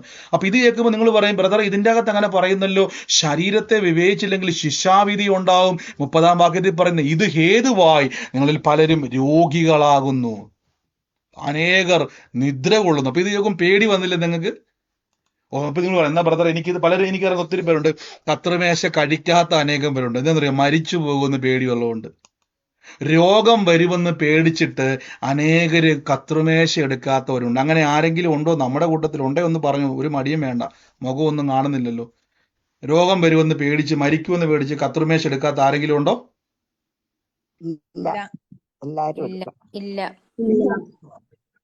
ഓ, നിങ്ങൾ ധൈര്യശാലികളാ. എന്നാൽ പല ആളുകളും, എനിക്കറിയാവുന്ന പല ആളുകളും പേടിച്ചിട്ട് എടുക്കത്തില്ല. കാര്യം എന്നറിയോ, ബൈബിൾ പറഞ്ഞ ബ്രദറെ, ഇത് ഹേതുവായിട്ട് പലരും രോഗികളാകും, ഇത് ഹേതുവായിട്ട് അനേകരും മരിക്കും. അതുകൊണ്ട് ബ്രദറെ എനിക്ക് പേടിയാ, ഞാൻ എടുക്കുന്നില്ല, രോഗം വരും. ശരിക്കും പറഞ്ഞാൽ നമ്മൾ തൊട്ടുമുടുത്ത വാക്യം നോക്കിയേ, ശരീരത്തെ വിവേചിച്ചാൽ. എന്തിനാ ശരീരത്തെ വിവേചിക്കുന്നത്? എന്തിനാ യേശുവിന്റെ ശരീരം, ഈ അപ്പം എനിക്ക് മുഴുവൻ തരാതെ ഇതിങ്ങനെ പീസ് പീസാക്കി തരുന്നതിന്റെ കാരണം യേശു നമുക്ക് വേണ്ടി തകർക്കപ്പെട്ടു എന്ന് കാണിക്കുക. എന്തിനാ യേശു തകർക്കപ്പെട്ടത്? 1 കുറയെ 39 അടി യേശു ഏറ്റു. നിങ്ങൾ ആ യേശയ്യാ പ്രവാചകന്റെ വാക്ക് നിങ്ങൾ നോക്കിയേ, അതിൽ വ്യക്തമായിട്ട് ബൈബിൾ പറഞ്ഞു 10,000ങ്ങളിൽ സുന്ദരൻ എന്നാണ് ബൈബിൾ പറയുന്നത്. ശാലോമിലെ പനിനീർ പുഷ്പമെന്ന യേശുവിനെ വിശേഷിപ്പിച്ചിരിക്കുന്നത്. പക്ഷേ ബൈബിൾ പറയുന്നു യേശു ഇളയ തൈ പോലെയായി, വരണ്ട നിലത്ത് വേർ മുളയ്ക്കുന്നത് പോലെ അവന്റെ മുമ്പാകെ തളർന്നു. അവനോ രൂപഗുണമില്ല, കോമളത്വമില്ല, കണ്ടാൽ ആഗ്രഹിക്കത്തക്ക സൗന്ദര്യമില്ല. അപ്പൊ 10,000ങ്ങളിൽ സുന്ദരനായ യേശുവിനെ കാണുന്നവര് മുഖം മറച്ചു കളയുക. നമുക്കറിയാം സുവിശേഷത്തിൽ പറഞ്ഞ യേശുവിനെ കാണുന്നവർ മുഖം മറച്ചു കളഞ്ഞു. അതിന്റെ കാര്യം അറിയോ? ആ മുൾക്കിരീടം തലയിൽ അടിച്ചവർ കയറ്റിയ സമയത്ത് ആ രക്തം മുഴുവനും മുഖത്തേക്ക് ഒഴുകി. ബൈബിൾ പറയുന്ന നാണയത്തുട്ടുകൾ ഉപയോഗിച്ച് യേശുവിന്റെ രോമങ്ങൾ അവർ പിഴുതെടുത്തു. മാറി മാറി യേശുവിന്റെ മുഖത്ത് അവർ അടിച്ചു. അപ്പൊ ഉറപ്പായിട്ടും യേശുവിന്റെ മുഖം നീര് വെക്കും. ഉറപ്പായിട്ടും മുൾക്കിരീടം ആ മുള്ളു കൊണ്ട് രക്തം മുഴുവൻ മുഖത്തേക്ക് വാർന്നൊലിക്കും. താടി രോമങ്ങൾ പിഴുതെടുത്തത് കൊണ്ട് ഉറപ്പായും ബ്ലഡ് ഇങ്ങനെ വന്നുകൊണ്ടേയിരിക്കും. അപ്പൊ ബൈബിൾ പറയുന്നു, കണ്ടാൽ ആഗ്രഹിക്കത്തക്ക സൗന്ദര്യം ഇപ്പൊ യേശുവിനില്ല. യേശുവിന്റെ മുഖം വിരൂപമായി, യേശുവിന്റെ തലയിൽ രക്തം ഒഴുകുന്നു. യേശുവിനെ കാണുന്നവർ മുഖം മറച്ചു കളയത്തക്കവണ്ണം കർത്താവ് വിരൂപനായി. അപ്പൊ ഈ കത്രിമേശ കൊണ്ടുവരുന്ന സമയത്ത് നിങ്ങളുടെ മനസ്സിലോട്ട് ഈ രൂപം വരട്ടെ. എന്തിനാ ബ്രദറെ യേശു ഇങ്ങനെയൊക്കെ അനുഭവിക്കുന്നത്? എന്റെ രോഗസൗഖ്യത്തിന് വേണ്ടി. അപ്പൊ ഇത് വിവേചിക്കാത്തവൻ എന്ത് സംഭവിക്കും? അവൻ രോഗിയാകും. ഇത് വിവേചിക്കാത്തവൻ എന്തുണ്ടാവും? ബലഹീനത ഉണ്ടാവും. ഓ കത്രിമേശ കൊണ്ടുവരുന്നത് ഞാൻ എടുക്കുന്നു, എന്റെ രോഗത്തിന്. ബ്രദർ എനിക്ക് വേണ്ടി രോഗം മാറാൻ വേണ്ടി പ്രാർത്ഥിക്ക്. ആ കത്രിമേശ വരുമ്പോ പറയണം, ഇതെന്റെ രോഗസൗഖ്യത്തിന്റെ അപ്പമാണ്, ഇതെന്റെ ജീവന്റെ അപ്പമാണ്. ഇത് മനസ്സിലാക്കി കഴിക്കുന്നവൻ എന്തുണ്ടാവും എന്നറിയാവോ? നിങ്ങൾ നോക്കി, ഞാൻ തൊട്ടുമുളത്ത വാക്യം മറന്നു പോകരുതേ. ഈ കൊരിന്ത്യ സഭയിൽ 12-ാം അധ്യായത്തിന്റെ 21, 22 ഒക്കെ വാക്യങ്ങളിൽ വീഞ്ഞു കുടിച്ചു മത്ത് പിടിച്ചിട്ട് ബോധമില്ലാത്ത കുറെ പേര് അവിടെ ഇരിക്കുക. കുറെ പേര് അവിടെ ഇരുന്നുകൊണ്ട് പബ്സും ചിപ്സും നിന്നുകൊണ്ടിരിക്കുക. കുറെ പേര് അലങ്കോലമായിട്ടിരിക്കുന്നു. കുറെ പേര് വർത്താനം പറയുന്നു. കുറെ പേര് ഓരോരോ വഴിക്ക് പോകുന്നു. ഇവരിങ്ങനെ പറയുക. എന്നിട്ട് അവസാനം ഓടി വന്നിട്ട്, പൗലോസ് ബ്രദറെ എനിക്ക് വേണ്ടി ഒന്ന് പ്രാർത്ഥിച്ചേ, ഞാൻ വലിയ രോഗമായിട്ടിരിക്കുക. കണ്ടോ? ഇപ്പൊ പൗലോസ് പറയുകയാണ്, കത്രിമേശ വന്നപ്പം അവിടെ ഇരുന്നുകൊണ്ട് തിന്നുകയും കുടിക്കുകയും ചെയ്തപ്പോൾ ഞാൻ പറഞ്ഞത് എന്തുവായിരുന്നു? ശരീരത്തെ വിവേചിക്ക്. നിന്റെ രോഗം യേശു വഹിച്ചതിന്റെ അടയാളമാണ് ഈ കത്രിമേശ. ഇത് ചെയ്യുമ്പോഴൊക്കെയും എന്റെ ഓർമ്മയ്ക്കാ ഇത് ചെയ്യണം. അപ്പൊ ഇത് വിവേചിക്കണമെന്നാണ് പൗലോസ് ലീഹ അവിടെ പറഞ്ഞിരിക്കുന്നത്. എന്നാൽ പലരും എന്ത് ചെയ്യുന്നു ചോദിച്ചു കഴിഞ്ഞാൽ, കത്രിമേശ വരുമ്പം കരഞ്ഞ് അവർ വേറെ ഏതോ അവരുടെ ജീവിതത്തിലുണ്ടായ 2ാം ക്ലാസ് മുതൽ സംഭവിച്ച എല്ലാ തെറ്റുകളും ഏറ്റുപറഞ്ഞ് നടക്കുക. അല്ല, ഈ ശരീരത്തെ വിവേചിക്ക്. എന്നെ നീതിമാനാക്കിയ യേശുവിന്റെ ശരീരം. ഈ രക്തം ചൊരിഞ്ഞതുകൊണ്ടാണ് ഗലാത്യ ലേഖനം 3-ാം അധ്യായത്തിൽ പറഞ്ഞിരിക്കുന്നത്, സ്വാതന്ത്ര്യത്തിനായിട്ട് ക്രിസ്തു നമ്മെ സ്വതന്ത്രരാക്കി, അതിൽ ഉറച്ചു നിൽപ്പിൻ. ക്രൂശിൽ ചൊരിഞ്ഞ രക്തം കൊണ്ട് കർത്താവ് എനിക്ക് സ്വാതന്ത്ര്യം വരുത്തി. അപ്പൊ നാളെ നമ്മൾ ഈസ്റ്ററിലേക്ക് ഈസ്റ്ററിന്റെ സ്റ്റാറ്റസ് ഒക്കെ ഇടാൻ വേണ്ടി റെഡി ആയിട്ടിരിക്കും അല്ലേ? ഹാപ്പി ഈസ്റ്റർ അയക്കാൻ വേണ്ടി ഇരിക്കല്ല. ഹാപ്പി ഈസ്റ്റർ അല്ല അയക്കേണ്ടത്. അവരോട് പറയണം, യേശു നിന്റെ പാപശാപ രോഗ കഷ്ടതകളെ വഹിച്ചിരിക്കുന്നു. യേശുവിൽ വിശ്വസിച്ചാൽ നിന്നെ കർത്താവ് ഒരനുഗ്രഹമാക്കി. അതാ അയക്കേണ്ടത്. ഹാപ്പി ഈസ്റ്റർ അല്ല അയക്കേണ്ടത്. ഈ വചനം മുഴുവൻ അങ്ങോട്ട് അയക്ക്. നിന്റെ പാപത്തെ യേശു മാറ്റി, നിന്റെ രോഗത്തെ യേശു മാറ്റിയിരിക്കുന്നു, നിന്റെ ശാപത്തെ യേശു മാറ്റിയിരിക്കുന്നു. ഇത് ഞങ്ങൾ ആഘോഷിക്കുന്ന കൂട്ടരുടെ പേരാണ് വിശ്വാസികൾ. ഇതെല്ലാ കൊല്ലമല്ല ആഘോഷിക്കേണ്ടത്, എല്ലാ ദിവസവും. ഞാൻ രക്ഷിക്കപ്പെട്ട കർത്താവിന്റെ ശരീരവുമായിട്ട് ചേർന്നവർ ഞാൻ പറഞ്ഞ എല്ലാ ദിവസവും നിങ്ങൾ കത്രിമേശ എടുക്കണമെന്ന് ഞാൻ പറയത്തുള്ളൂ. എല്ലാ ദിവസവും കൂടി വരുമ്പോഴൊക്കെ നിങ്ങൾ ഇത് ചെയ്യണമെന്ന് ഞാൻ പറയത്തുള്ളൂ. അനുദിനം നമ്മൾ കത്രിമേശ എടുക്കണം. അനുദിനം നുറുക്കുകളെ നിങ്ങൾ ഭക്ഷിക്കണം. ഇത് ഓർമ്മയ്ക്കായിട്ട് ചെയ്യണം. മാസത്തിൽ 1 ചില ആൾക്കാർ ചെയ്യുന്ന ആൾക്കാരുണ്ട്, എനിക്കറിയാവുന്ന സഭകളിൽ പല ആളുകളും എന്ത് ചെയ്യും, മാസത്തിൽ 1 മാത്രം പേടിച്ചു വരണ്ട് ആളുകൾ അങ്ങനെ ചെയ്യുന്ന ആൾക്കാരുണ്ട്. പേടിച്ചു വരണ്ട് ചെയ്യുന്നവരുണ്ട്. അപ്പൊ ശരിക്കും പറഞ്ഞാൽ നമ്മൾ അതിനെ പ്രസന്റ് ചെയ്തതിന്റെ ഒരു പ്രശ്നമായത്. പൗലോസിലേക്ക് ഇത്രയും കർക്കശമായിട്ട് ഇത് പറയാൻ കാരണം ഇതിനെ അലങ്കോലമാക്കി. ഇപ്പം ഞാൻ ഉദാഹരണം പറയാം. ഞാനിപ്പം പ്രാർത്ഥനയ്ക്ക് വേണ്ടി നമ്മളൊരു പ്രാർത്ഥന ക്രമീകരിച്ചു. എറണാകുളത്തോ കോട്ടയത്തോ കൊല്ലത്തോ കണ്ണൂരോ ഒക്കെ ഒരു പ്രാർത്ഥന ക്രമീകരിച്ചു. അപ്പം ഞാൻ പ്രസംഗിക്കാൻ വേണ്ടി ശുശ്രൂഷിക്കാൻ വേണ്ടി വരുന്ന സമയത്ത് നിങ്ങൾ അവിടെ ഇരുന്നിട്ട് കുറേ പേര് മദ്യപിച്ച് ബോധമില്ലാതെ കുറേ പേര് ഇരിക്കുന്നു, കുറേ പേര് അവിടെ ഇരുന്നുകൊണ്ട് വർത്തമാനം പറയുന്നു, കുറേ പേര് അവിടെ ഇരുന്നുകൊണ്ട് ആഹാരം കഴിക്കുന്നു. അലങ്കോലമായി കിടന്നാൽ എന്താ സംഭവിക്കുന്നത്? ഉടനെ ഞാൻ പറഞ്ഞു, നിങ്ങൾ എവിടെയാ വന്നിരിക്കുന്നത്? ഇത് ക്ലബ്ബല്ല, ഇത് കർത്താവിന്റെ കൂട്ടായ്മ സ്ഥലം അല്ലേ. ഇത് തന്നെയാ പൗലോസ് പറയുന്നത്. പൗലോസ് വലിയ പ്രസംഗം എല്ലാം പറഞ്ഞതിന് ശേഷം കർത്തൃമേശ കൊണ്ടുവരുന്ന സമയത്ത് ജനമെല്ലാം വഴിതെറ്റിക്കിടക്കുക. കൊരിന്ത്യ സഭയെപ്പറ്റി നിങ്ങൾ പഠിക്കണം. ആ സഭയെ നേരെയാക്കാൻ വേണ്ടി വന്നിരിക്കുക പൗലോസ് അവിടെ. അവരോടാണ് ഇത് പറയുന്നത്. പൗലോസ് ഈ ലെറ്റർ എഴുതി അയക്കൂ അവർക്ക്. അവരിങ്ങനെ എല്ലാ പ്രാവശ്യം ഇത് ചെയ്യുമ്പോൾ പൗലോസ് അവർക്ക് എഴുത്തയക്കുവാണ്, നിങ്ങൾ കൂടി വരുമ്പോൾ കർത്താവിന്റെ അത്താഴം അല്ല കഴിക്കുന്നത്, പിന്നെയോ നിങ്ങൾ താന്താന്റെ അത്താഴം കഴിക്കുന്നത്. അതാ പൗലോസ് പറഞ്ഞത്. അപ്പൊ അയോഗ്യമായിട്ട് നിങ്ങൾ എന്ത് ചെയ്യുക? അയോഗ്യമായെന്ന് പറഞ്ഞു കഴിഞ്ഞാൽ അതിന്റെ അർത്ഥം അവര് ചൂട്ടും കോട്ടും ഇട്ടുകൊണ്ട് വന്നൊരാശയമല്ല. അവർ നല്ല എന്താ പറയുന്നത്, അവർ വസ്ത്രവും ധരിക്കാതെ വന്നൊരാശയമല്ല അവിടെ പറഞ്ഞിരിക്കുന്നത്. പിന്നെയോ അവരെടുക്കുന്ന ആ രീതി അവർ ബഹുമാനിക്കുന്നില്ല. എന്നിട്ട് ഓടി വന്നിട്ട് പറയും, പൗലോസ് ബ്രദർ എനിക്ക് വേണ്ടി പ്രാർത്ഥിച്ചേക്കണം കേട്ടോ, ഞാൻ വലിയ കഷ്ടതയിലൂടെ കടന്നു പോയിക്കൊണ്ടിരിക്കുക, ഞാൻ വലിയ പ്രതിസന്ധിയിലൂടെ കടന്നു പോയിക്കൊണ്ടിരിക്കുക. അവിടെ ഇരുന്നുകൊണ്ട് ഫുഡ് കഴിച്ച ആൾക്കാരെ ഓടി വരുന്നത് പ്രാർത്ഥിക്കാൻ വേണ്ടി. പൗലോസ് അവരെ ഓടിക്കുക. തിന്നാനും കുടിക്കാനും നിങ്ങൾക്ക് വീടുകളില്ലയോ? എന്നിട്ട് താഴേക്ക് വരുമ്പോൾ പറയുകയാണ്, കർത്താവ് യേശുവിനെ കാണിച്ചു കൊടുത്ത രാത്രി അപ്പമെടുത്ത് സ്തോത്രം ചൊല്ലി നുറുക്കി, ഇത് നിങ്ങൾക്ക് വേണ്ടിയുള്ള എൻ്റെ ശരീരമാകുന്നു. ഇത് ചെയ്യുമ്പോഴൊക്കെയും എൻ്റെ ഓർമ്മയ്ക്കായി ചെയ്യണം. യേശു പറഞ്ഞതാ കേട്ടോ.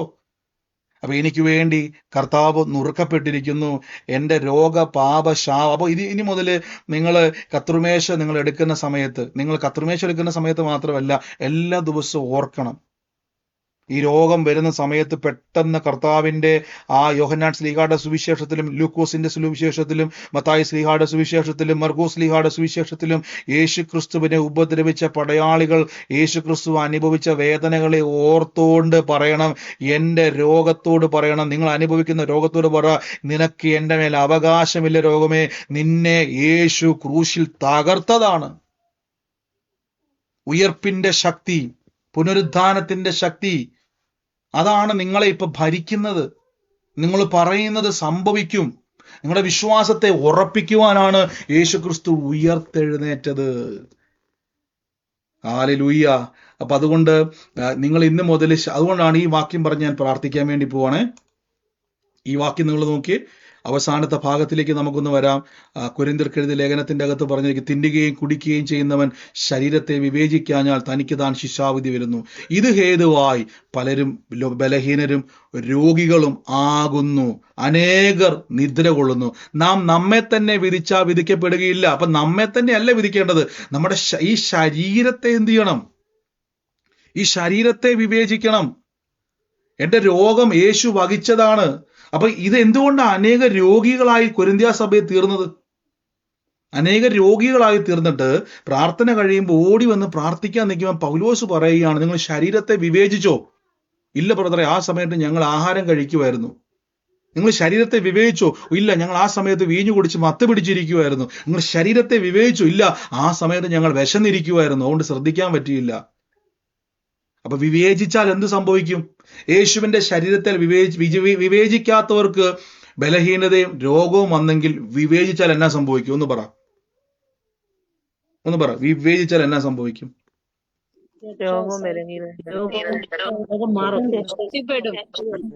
ഒന്ന് ഉറക്കെ പറ. രോഗം മാറുമെന്ന് പറ. ആമേൻ, ആമേൻ, ആമേൻ. അപ്പൊ ഇത് നിങ്ങൾ വിവേചിക്കണം. അപ്പൊ ഇനി കർത്തൃമേശ വരുമ്പോ പലരും പേടിപ്പിക്കാൻ വേണ്ടി നോക്കും കേട്ടോ. അപ്പൊ തൊട്ടു മോളി ചില വാക്യം ഉണ്ടെന്ന് മറന്നു പോകരുതേ. അയോഗ്യമായിരിക്കുന്ന ഒരു കൂട്ടർ അവിടെ ഉണ്ടായിരുന്നു. അവരെ ബന്ധപ്പെടുത്തിയ പൗലോസ് ഇത് പറഞ്ഞു വരുന്നത്. നിങ്ങൾ നീതിമാന്മാരാണ്, പാപിയല്ല, ശാപത്തിലുള്ളവരല്ല, തകർന്നു പോകേണ്ടവരല്ല. യേശു എനിക്ക് വേണ്ടി തകർക്കപ്പെട്ടു.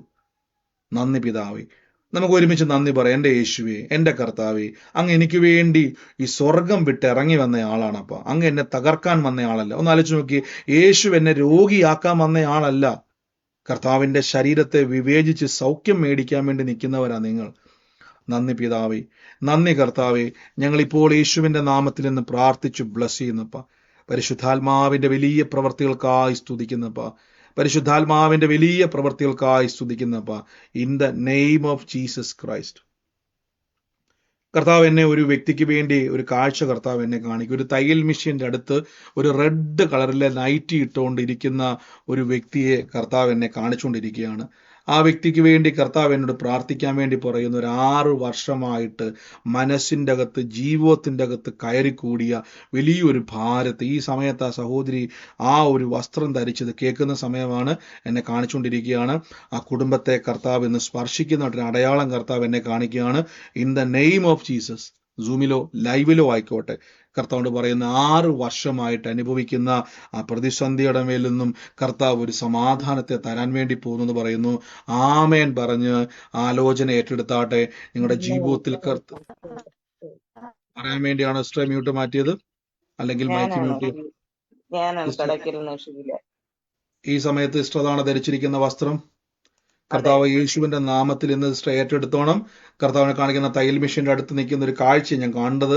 ഇപ്പോൾ യേശുവിന് അധികാരമുള്ള നാമത്തിൽ എന്ന് പ്രാർത്ഥിക്കുന്നപ്പ കർത്താവെ, ഇന്ന് മകളുടെ ജീവിതത്തിൽ വലിയൊരു 6 വർഷമായിട്ട് മനസ്സിനെയും ജീവിതത്തെയും മുഴുവൻ തളർത്തിയിട്ടുന്ന ഇന്ന് ആ വിഷയത്തിന്റെ മേൽ യേശു ക്രിസ്തുവിന്റെ നാമത്തിൽ ജയത്തെ കൽപ്പിക്കുന്നപ്പ. In the name of Jesus. ഈ സമയത്ത് രോഗികളായി ഭാരപ്പെടുന്ന ഒരു നിമിഷം ഒന്ന് പ്രാർത്ഥിച്ച് ഇപ്പോൾ നിങ്ങളുടെ ശരീരത്തിൻ്റെ അകത്തുനിന്ന് ആ രോഗശക്തിയെ ഒന്ന് കൈവച്ചിട്ട് പറ, എൻ്റെ രോഗത്തെ യേശു വഹിച്ചതാണ്. കർത്താവ് മുറിവേറ്റത് എൻ്റെ ആരോഗ്യത്തിന് വേണ്ടി ഒന്ന് പറഞ്ഞുകൊണ്ടിരുന്നേ. ഇപ്പോൾ തന്നെ ആ രോഗസൗഖ്യം നിങ്ങളുടെ ശരീരത്തിന് മേൽ നിറയുക. ഇപ്പോൾ തന്നെ അത്ഭുത സൗഖ്യങ്ങൾ നിങ്ങളുടെ ശരീരത്തിന് മേൽ നിറയുക. In the name of Jesus Christ. അപ്പോൾ ഞാൻ നന്ദി പറയുന്നപ്പാ. In the name of Jesus Christ. യേശുവിന്റെ അധികാരമുള്ള നാമത്തിൽ എന്ന് പ്രാർത്ഥിച്ചു ബ്ലസ് ചെയ്യുന്നപ്പ. ഞാനൊരു ഭവനത്തെ കർത്താവ് എന്നെ കാണിച്ചുകൊണ്ടിരിക്കും. ഒരു വഴിയുടെ അവിടുന്ന് റോഡ് സൈഡിൽ നിന്ന് തന്നെ ഒരു കയറ്റം കയറി, അതായത് റോഡ് സൈഡിൽ നിന്ന് തന്നെ കയറ്റം കയറി മുന്നോട്ട് പോയി. ആ കയറ്റം കയറി കഴിയുമ്പോൾ ഒരു കുറച്ച് കയറി ചെല്ലുമ്പോഴേക്കും ഒരു നേരെ നിരപ്പ് പോലെ വരും. ആ നിരപ്പിന്റെ അവിടുന്ന് വലതുവശത്തോട്ട് തിരിയുമ്പോൾ കാണുന്ന രണ്ടാമത്തെ ഒരു വീട് കർത്താവ് എന്നെ കാണിക്കുക. വീട്ടിലിരുന്നു കൊണ്ട് ഈ വചനം കേട്ടുകൊണ്ടിരിക്കുന്ന വ്യക്തിയെ കർത്താവ് സ്പർശിക്കുന്നതായിട്ട് പറയുന്നു. ആ കുടുംബത്തിന്റെ മേൽ ദൈവത്തിന്റെ സമാധാനത്തെ കർത്താവ് കൊണ്ടിരുന്നു പറയുന്നു. യേശുവിന്റെ നാമത്തിൽ ഇന്ന് ആ ഭവനത്തിൽ ഇരുന്നുകൊണ്ട് കർത്താവ് ഞാൻ അത്ഭുതത്തെ സ്വീകരിക്കുമെന്ന് പറഞ്ഞാട്ടെ. ഇപ്പോൾ യേശുവിന്റെ നാമത്തിൽ സൂമിലായിക്കോട്ടെ ലൈവിലായിക്കോട്ടെ ഇന്ന് നിങ്ങളുടെ ഭവനത്തിന്റെ മേൽ ദൈവത്തിന്റെ രക്ഷാ പദ്ധതികളെ കർത്താവ് തുറക്കാൻ വേണ്ടി പോകുന്നു. നിന്ദകളെ കർത്താവ് എടുത്തു മാറ്റാൻ വേണ്ടി പോകുന്നു. നിന്ദകളെ കർത്താവ് എടുത്തു മാറ്റാൻ വേണ്ടി പോകുന്നു. യേശുവിന്റെ അധികാരമുള്ള നാമത്തിൽ എന്ന് പ്രാർത്ഥിക്കുന്നപ്പ. In the name of Jesus Christ. പരിശുദ്ധാത്മാവിന്റെ വലിയ പ്രവൃത്തി ആ കുടുംബത്തിന്റെ മേൽ ഉണ്ടായി വരട്ടെ അപ്പ. എല്ലാ തകർന്ന അവസ്ഥകളും മാറട്ടെ അപ്പ. എല്ലാ നിന്ദകളും ആ കുടുംബത്തിൽ നിന്ന് നീങ്ങിപ്പോകട്ടെ. ദൈവത്താൽ സാക്ഷ്യമായി കർത്താവ് കുടുംബം എന്ന് ആയിത്തീരട്ടെ അപ്പ. നന്മ തുറക്കട്ടെ. ദൈവത്താലുള്ള സാക്ഷ്യങ്ങൾ തുറന്നു വരട്ടെ. അതോടൊപ്പം തന്നെ കർത്താവ് എന്നെ ഒരു ക്രിസ്റ്റി എന്ന് പറയുന്ന ഒരു വ്യക്തിയുള്ള ഭവനത്തെ കർത്താവ് എന്നെ കാണിച്ചുകൊണ്ടിരിക്കുക. ക്രിസ്റ്റിയുടെ മേൽ ദൈവത്തിന്റെ വലിയ പ്രവൃത്തിയെ കർത്താവ് ചെയ്യുവാൻ വേണ്ടി പോകുന്നു. In the name of Jesus. കർത്താവ് പറഞ്ഞ ക്രിസ്റ്റിയുടെ ജീവിതം ഒരു സാക്ഷ്യമാക്കാൻ വേണ്ടി പോകുന്നു. സകല പ്രതികൂലങ്ങളും മാറിയിട്ട് 4 ചുറ്റിലും അടഞ്ഞ വഴികളാ. എന്നാൽ കർത്താവ് പറയുന്നു ദൈവം അനുഗ്രഹിക്കപ്പെട്ടൊരു വാഗ്ദത്ത ഭവനത്തിലേക്ക് സ്വർഗം ഒരുക്കാൻ വേണ്ടി പോകുന്നു. യേശുവിന്റെ നാമത്തിൽ ഞങ്ങൾ റിലീസ് ചെയ്യുന്നു അപ്പ. അത്ഭുതമായി തീരട്ടെ, അത്ഭുതമായി തീരട്ടെ. ഇന്ന് ആ കുടുംബത്തിന്റെ അകത്ത് സകല ഭാരങ്ങളും വിട്ടൊഴിഞ്ഞ് യേശുവിന്റെ നാമത്തിൽ സാക്ഷ്യം തുറക്കട്ടെ അപ്പ. എല്ലാവിധമാകുന്ന അടഞ്ഞ വഴികളും ഇന്നിപ്പോൾ ഞങ്ങൾ പ്രാർത്ഥിക്കുന്നപ്പ. പരിശുദ്ധാത്മാവെ കൃപ ചൊരിഞ്ഞ് സ്വർഗം അത് സഹായിക്കുന്നല്ലോ അപ്പ. In the name of Jesus Christ. In the name of Jesus Christ. യേശുവിന്റെ നാമത്തിൽ നിന്ന് റിലീസ് ചെയ്ത് പ്രാർത്ഥിക്കുന്നപ്പ. ഈ സമയത്ത് കർത്താവിന്റെ ഉള്ളത്തിൽ പറയുന്നു, ഈ പറയാൻ വേണ്ടിയാണ് മ്യൂട്ട് മാറ്റിയത്. അങ്ങനെയാണ് അവന് കാലിന് ഒരു ബലഹീനതയുണ്ടായി. അവന്റെ ജോലി ഒക്കെ റിസൈൻ ചെയ്ത് വീട്ടിലായിരിക്കുകയാണ്. അവന്റെ കാലിന് പൂർണ്ണമായി കർത്താവ് സൗഖ്യം തന്നിരിക്കുന്നു നടിയൻ വിശ്വസിക്കുന്നു. കൈവച്ചങ്ങ് പ്രാർത്ഥിച്ചു പറഞ്ഞ യേശു ക്രിസ്തു ഞങ്ങൾക്ക് വേണ്ടി രോഗത്തെ വഹിച്ചതാണ്. കർത്താവിന്റെ തിരുമുറിവിനാൽ സൗഖ്യം വന്നിരിക്കുമെന്ന് പറഞ്ഞാട്ടെ, കൽപ്പിച്ചാട്ടെ. അത്ഭുതത്തെ കർത്താവ് തുറക്കാൻ വേണ്ടി പോകട്ടോ. God bless you, God bless you. നന്ദി യേശുവേ, നന്ദി കർത്താവേ. പരിശുദ്ധാത്മാവെ ഞങ്ങളുടെ വലിയ കൃപയ്ക്കായി സ്തുതിക്കുന്നപ്പ, വലിയ കൃപയ്ക്കായി സ്തുതിക്കുന്നപ്പ. In the name of Jesus Christ. യേശുവേ ആരാധന, യേശുവേ ആരാധന. ഞങ്ങളിത് പിന്നെയും പ്രാർത്ഥിക്കുന്ന പരിശുദ്ധാത്മാവെ, അങ്ങയുടെ വലിയ മഹത്വം എന്ന് തുറക്കുന്നല്ലോ അപ്പ, വലിയ മഹത്വം എന്ന് തുറക്കുന്നല്ലോ അപ്പ. In the name of Jesus Christ. യേശുവിന്റെ അധികാരമുള്ള നാമത്തിൽ ഞാൻ കാണുന്ന ഒരു കാഴ്ച, ഈ ശരീരത്തിന്റെ മേലേക്ക് ഈ തലയിൽ നിന്ന് ഒരു കാഴ്ച കർത്താനെ കാണിക്കുകയാണ്. ഈ ഞരമ്പ് അത് കൈകളിലേക്ക് ഒരു ബുദ്ധിമുട്ടാണ്, തലയിലുള്ള ഒരു ബുദ്ധിമുട്ട് കയ്യിലേക്കുള്ള ഞരമ്പിന്റെ ഒരു പ്രോബ്ലമായിട്ട് ഭാരപ്പെടുന്ന ഒരു വ്യക്തികൾ, ഒന്നിലധികം വ്യക്തികളുടെ മേൽ ഇതേ സിംറ്റമുള്ള ഒന്നിലധികം വ്യക്തികളുടെ മേൽ ഇപ്പോൾ തന്നെ വേദനകൾ, രോഗങ്ങൾ ഇപ്പോൾ സൗഖ്യമാകുന്നതായിട്ട് കർത്താവ് എന്നെ കാണിക്കുന്നു. യേശുവിന്റെ അധികാരമുള്ള നാമത്തിൽ നിന്ന് സ്വീകരിച്ച കൈത്തണ്ടയുടെ മേൽ ആ തലയും മുതൽ കൈയുടെ അങ്ങറ്റം വരെയും കർത്താവിന്റെ ആരോഗ്യം, സൗഖ്യം വരുന്നു. ഇപ്പോൾ തന്നെ കൈയെടുത്ത് വെച്ച് അത്ഭുത സൗഖ്യം. ഇപ്പൊ വേദന നിങ്ങളുടെ ശരീരം വിട്ട് മാറിപ്പോവുക. In the name of Jesus Christ. യേശുവിന്റെ തിരുമുറിവിനാൽ സ്വീകരിച്ച് പ്രാർത്ഥിച്ച് കൈവച്ച് പറഞ്ഞ്, യേശുവിന്റെ എനിക്ക് രോഗം ഉണ്ടെന്ന് പറയുന്നതല്ല കേൾക്കുന്നത്, ആ രോഗസൗഖ്യത്തെ സ്വീകരിച്ച് യേശുവിന്റെ അധികാരമുള്ള നാമത്തിൽ. കർത്താവിന്റെ മുറിവ് എന്റെ ആരോഗ്യമാണ്, കർത്താവിന്റെ മുറിവ് എന്റെ അത്ഭുതമാണ്. ഇപ്പോൾ യേശുവെ നന്ദി പറയുന്നപ്പം. ഓ താങ്ക് യു ജീസസ് ക്രൈസ്റ്റ്. യേശുവിന് അധികാരമുള്ള നാമത്തിൽ എന്ന് പ്രാർത്ഥിക്കുന്ന പരിശുദ്ധാത്മാവെ, അങ്ങയുടെ വലിയ മഹത്വം ഇന്ന് തുറക്കുന്നല്ലോ അപ്പ, വലിയ മഹത്വം എന്ന് തുറക്കുന്നല്ലോ അപ്പ. In the name of Jesus Christ. ഞാനൊരു കർത്താവ് എൻ്റെ ഒരു കുടുംബത്തെ കർത്താവ് എന്നെ കാണിച്ചുകൊണ്ടിരിക്കുകയാണ്. ആ കുടുംബവുമായിട്ട് ബന്ധപ്പെട്ട് എന്നോട് കർത്താവ് ഒരു കാഴ്ച കാണിക്കുന്നു. 3 കൂട്ടുകാരികളുടെ ഒരു സർക്കിളിന്റെ അകത്ത് 12 വർഷം മുമ്പ് 3 കൂട്ടുകാരികളുമായിട്ട് ചേർന്ന് നിൽക്കുന്ന ഒരു കാഴ്ച കർത്താവ് എന്നെ കാണിക്കുന്നു. ആ 3 കൂട്ടുകാരികളിൽ ഒരാള് ഈ ലോകത്ത് നിന്ന് മാറ്റപ്പെട്ടു പോയി. 3 കൂട്ടുകാരികളായിട്ടുള്ള നിന്ന് ഒരു സ്ട്രോങ് ആയിട്ടുള്ള കമ്പനിയായിരുന്നു നിങ്ങളുടേത്. പക്ഷെ 3 കൂട്ടുകാരികളിൽ ഒരാള് മരണപ്പെട്ടു പോയി. ഇപ്പൊ 2 പേരാണ് നിങ്ങൾ തമ്മിൽ കൂട്ടായിട്ടുള്ളത്. ഞാൻ കാണുന്ന ഒരു കാഴ്ച എന്ന് പറഞ്ഞു കഴിഞ്ഞാൽ, ആ സംഭവിച്ചത് കുറെ കാലം പഴക്കമുള്ളതാണ്. ഞാൻ കാണുന്ന ഒരു കാഴ്ച എന്ന് പറഞ്ഞു കഴിഞ്ഞാൽ, ആ കൂട്ടുകെട്ടിന്റെ അകത്ത് ഇപ്പൊ 2 പേരെ ശേഷിക്കുന്നുള്ളൂ. എന്നാൽ ഒരാൾക്ക് ഇപ്പൊ രോഗത്താൽ ഭാരപ്പെടുന്ന ഒരു വ്യക്തിയാണ്. എന്നാൽ എന്നെ കേൾക്കുന്ന വ്യക്തി യേശുവിന്റെ നാമത്തിൽ ആ വ്യക്തിക്ക് വേണ്ടി പ്രാർത്ഥിക്കുവാൻ എൻ്റെ ഉള്ളത്തിൽ കർത്താവ് പറയുകയാണ്. ഇന്ന് മരണം തകർക്കാതെ വണ്ണം യേശുവിന്റെ ജീവൻ ആ വ്യക്തികളുടെ മേൽ വെളിപ്പെടുവാൻ കർത്താവ് ഇടയാക്കാൻ വേണ്ടി പോകുന്നു പറയുന്നു. ആ വ്യക്തിയുമായി ബന്ധപ്പെട്ടത് ആരാണോ, ഈ ആലോചനയുമായി ബന്ധപ്പെട്ടത് ആരാണോ, സൂമിലായിക്കോട്ടെ ലൈവിലായിക്കോട്ടെ, ഇപ്പോൾ യേശുവിന്റെ നാമത്തിൽ ഏറ്റെടുത്താട്ടെ. ദൈവത്തിന്റെ വലിയൊരു സാക്ഷ്യത്തെ കർത്താവ് തുറക്കാൻ വേണ്ടി പോകുന്നു. In the name of Jesus Christ. യേശുവിന്റെ അധികാരമുള്ള നാമത്തിൽ ഞങ്ങൾ തുറക്കുന്നപ്പ. കർത്താവെ, അങ്ങ് അത്ഭുതം ചെയ്യുന്ന ദൈവമാണല്ലോ, അങ്ങ് അത്ഭുതം ചെയ്യുന്ന കർത്താവാണല്ലോ. ഇപ്പോൾ ഞങ്ങൾ യേശുവിന്റെ നാമത്തിൽ അത് റിലീസ് ചെയ്ത് പ്രാർത്ഥിക്കുന്നപ്പ. സാക്ഷ്യമായി തീരട്ടെ അപ്പ. Thank you Jesus, thank you Holy Spirit. കർത്താവെ, തകർച്ചകൾ മാറിപ്പോട്ടെ, മരണങ്ങൾ യേശുവിന്റെ നാമത്തിൽ മാറിപ്പോട്ടെ. കുടുംബത്തിന്റെ മേൽ ദിവ്യ സമാധാനം തുറന്നു വരട്ടെ അപ്പ. In the name of Jesus Christ.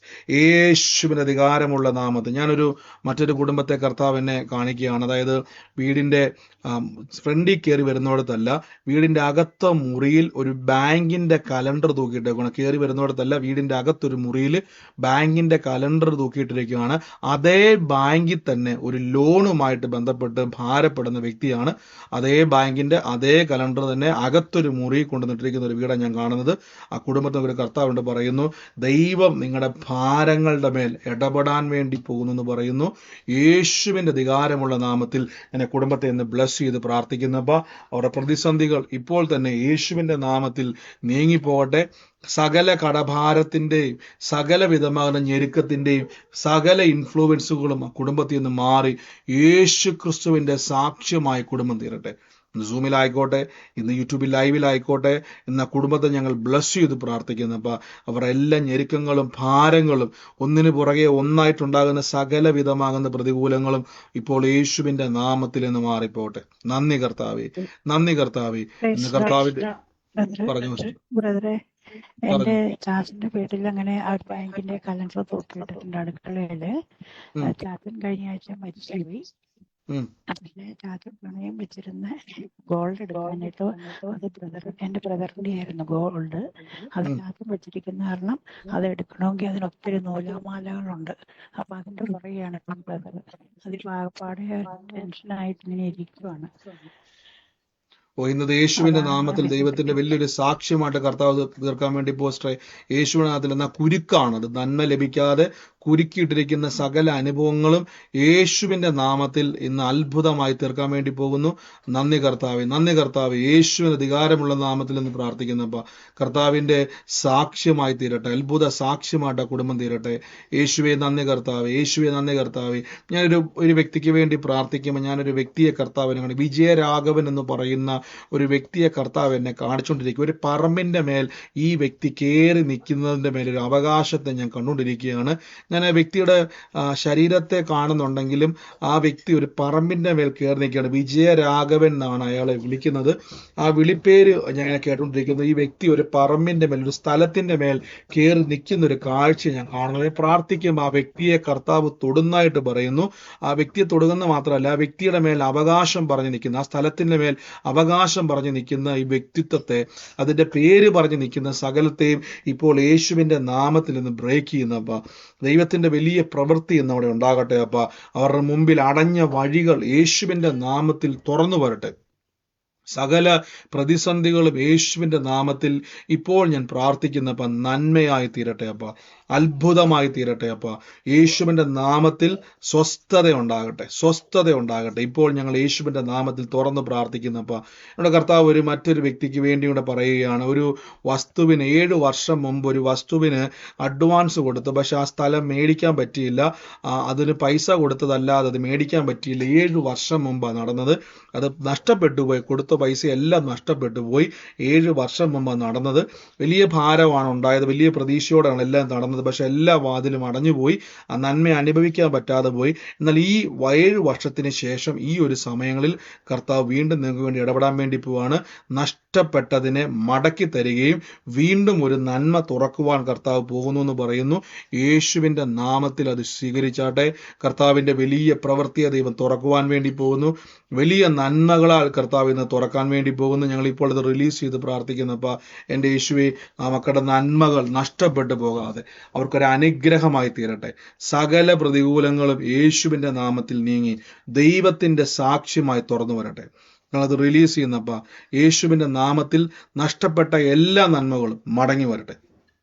In the name of Jesus, യേശുവിന്റെ നാമത്തിൽ റിലീസ് ചെയ്യുന്നപ്പ പരിശുദ്ധാത്മാവിന്റെ നന്മ എന്ന കുടുംബത്തിൽ പറയാൻ വേണ്ടിയാണ് സിസ്റ്റർ മ്യൂട്ട് മാറ്റിയത്. 3 സഹോദരിമാരെന്ന് പറഞ്ഞത് എന്റെ അമ്മ കൂട്ടുകാരികള്, എന്റെ അമ്മയുടെ സഹോദരിമാരുണ്ട്. അതിലൊരാള് വർഷങ്ങൾക്ക് മുന്നേ മരിച്ചുപോയി. അമ്മ ഇപ്പം കുറച്ച് കിടപ്പിലും ബുദ്ധിമുട്ടിലാണ്. ഒരാള് ആരോഗ്യത്തോടെ ഉണ്ട്. ഇന്ന് യേശുവിന്റെ നാമത്തിൽ ഇന്ന് പ്രാർത്ഥിച്ചോണം. കർത്താവ് ഇന്ന് ദൈവത്തിന്റെ അത്ഭുതം എന്ന് തുറക്കാൻ വേണ്ടി പോവാണ്. ഒക്കെ കാണിച്ച ആഴ്ച പോലെ തന്നെ മരണം നീങ്ങി ജീവൻ വെളിപ്പെടാൻ വേണ്ടി പോവാണ്. കർത്താവ് ഞങ്ങൾ നന്മയാക്കി തുറക്കുന്നപ്പ അനുഗ്രഹമായി തീരട്ടെ, അനുഗ്രഹമായി തീരട്ടെ. യേശുവിന് അധികാരമുള്ള നാമത്തിൽ തന്നെ ആമേൻ. ബാക്കി എല്ലാവരും മ്യൂട്ട് ചെയ്യണേ. പറയാനുള്ളവരല്ലാതെ ബാക്കി എല്ലാവരും മേക്കി മ്യൂട്ട് ചെയ്ത്. Thank you Holy Spirit. നന്ദി യേശുവേ, നന്ദി കർത്താവേ. നമുക്ക് ഒരുമിച്ച് ഇന്ന് രോഗികളായി ഭാരപ്പെടുന്നവരൊക്കെ ഇന്ന് രോഗമുള്ള ഭാഗത്തോട്ട് കൈയെടുത്ത് വെച്ചിട്ട് പറഞ്ഞു. ബ്രദറെ, എന്റെ മകന്റെ പേര് ക്രിസ് എന്നാണ്. അപ്പൊ ബ്രദർ ഇപ്പൊ പറഞ്ഞായിരുന്നു ക്രിസ്റ്റോ എന്ന് പറഞ്ഞായിരുന്നേ. ക്രിസ്റ്റി എന്നാണ് പറഞ്ഞത്. ക്രിസ്റ്റി അല്ല, എന്റെ മകന്റെ പേര് ക്രിസ് എന്നാണ്. ക്രിസ്റ്റി എന്നുള്ള പേര് ഞങ്ങൾ അങ്ങനെ വിളിപ്പേരാ ഞാൻ കേട്ടത്. ക്രിസ്റ്റി എന്നുള്ള പേരിലാണ് ആ വ്യക്തിയുടെ കുടുംബത്തെയാണ് കർത്താവ് അനുഗ്രഹിക്കാൻ വേണ്ടി പോകുന്നത് കേട്ടോ. പ്രാർത്ഥിക്കുന്നു. പറഞ്ഞു. എന്റെ മകള് ക്രിസ്റ്റിയാണ്. ഇന്നലെ പാസ്റ്റർ ഞങ്ങളുടെ വിഷയത്തിലൊന്ന് ഇടപെട്ടതാ. ബൈജു കൊട്ടാരക്കര എന്ന് പറഞ്ഞില്ലേ, ഞങ്ങളുടെ മകള് ക്രിസ്റ്റിയാണ്. പിന്നെ പാസ്റ്റർ പറഞ്ഞു വലതുവശത്തോട്ട് സെക്കൻഡ് വീടാണെന്ന് പറഞ്ഞു. അതും ഞങ്ങളുടെ വീടാണ്.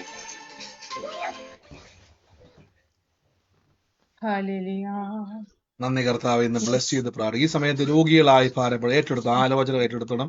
രോഗികളായി ഭാരപ്പെടുന്നവരെല്ലാം യേശുവിന്റെ നാമത്തിൽ ഇന്ന് രോഗമുള്ള ഭാഗത്ത് കൈയെടുത്ത് വച്ചാട്ടെ. എന്നിട്ട് പറഞ്ഞ എൻ്റെ യേശു എൻ്റെ രോഗത്തെ ഇന്ന് കേട്ട വചനപ്രകാരം ഞാൻ ഒന്നും കൂടെ ആ ഒരു കാര്യം പറയുകയാണ്. 27-ാം തീയതി പ്രാർത്ഥന നമ്മൾ നടക്കുന്നുണ്ട്. ആഗ്രഹിക്കുന്നവര് ഞങ്ങൾ ഗ്രൂപ്പിലേക്ക്, ഞാൻ നമ്മുടെ UK ഗ്രൂപ്പിലോട്ട് അതിന്റെ ഡീറ്റെയിൽസുകൾ അയക്കാം. ആഗ്രഹമുള്ളവര് അതിൽ മെസ്സേജ് ചെയ്യുക. കർത്താവ് നിങ്ങളെ അനുഗ്രഹിക്കട്ടെ. നമുക്ക് ഒരുമിച്ച് രോഗത്താൽ ഭാരപ്പെടുന്നവർക്ക് വേണ്ടി ഇന്ന് പ്രാർത്ഥിക്കാം. രോഗികളായി ഭാരപ്പെടുന്നവർ പ്രാർത്ഥിക്കുകയല്ല, ഇന്ന് രോഗത്തോട് പറയണം, ശരീരത്തെ ഒന്ന് വിവേചിച്ച് എൻ്റെ യേശു എൻ്റെ രോഗത്തെ വഹിച്ചിരിക്കുന്നു, എൻ്റെ വേദനകളെ കർത്താവ് ചുമന്നിരിക്കുന്നു, കർത്താവിൻ്റെ മുറിവ് എൻ്റെ ആരോഗ്യമാണ്, കർത്താവ് എൻ്റെ രോഗത്തെ വഹിച്ചതുകൊണ്ട് ദിവ്യ ആരോഗ്യവും ദീർഘായുസ്സും എനിക്കുണ്ട്.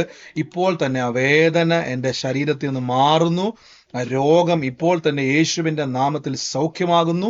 എൻ്റെ യേശുവെ, അങ്ങയുടെ മുറിവ് ഞങ്ങളുടെ ആരോഗ്യവും സൗഖ്യമാണല്ലോ അപ്പാ. അത്ഭുതങ്ങൾക്ക് നന്ദി, അത്ഭുതങ്ങൾക്ക് നന്ദി കർത്താവെ. അങ്ങ് തൊട്ട് ഞങ്ങളെ സൗഖ്യമാക്കുന്നല്ലോ, അങ്ങ് തൊട്ട് ഞങ്ങളെ വിടുവിക്കുന്നല്ലോ, അങ്ങ് ഞങ്ങളെ സകല മേഖലയിലും സാക്ഷ്യമാക്കി മാറ്റുന്നല്ലോ അപ്പാ. അത്ഭുതങ്ങൾക്ക് നന്ദി, അത്ഭുതങ്ങൾക്ക് നന്ദി, യേശുവിന് അധികാരമുള്ള നാമത്തിൽ തന്നെ. ആമേൻ. God bless you. കർത്താവ് നിങ്ങളെ അനുഗ്രഹിക്കട്ടെ. ഈ സമയത്ത് ആർക്കെങ്കിലും ഒരു സാക്ഷ്യമുള്ളവരുണ്ടെങ്കിൽ നിങ്ങൾക്ക് പറയാനുള്ള സമയമാണ്.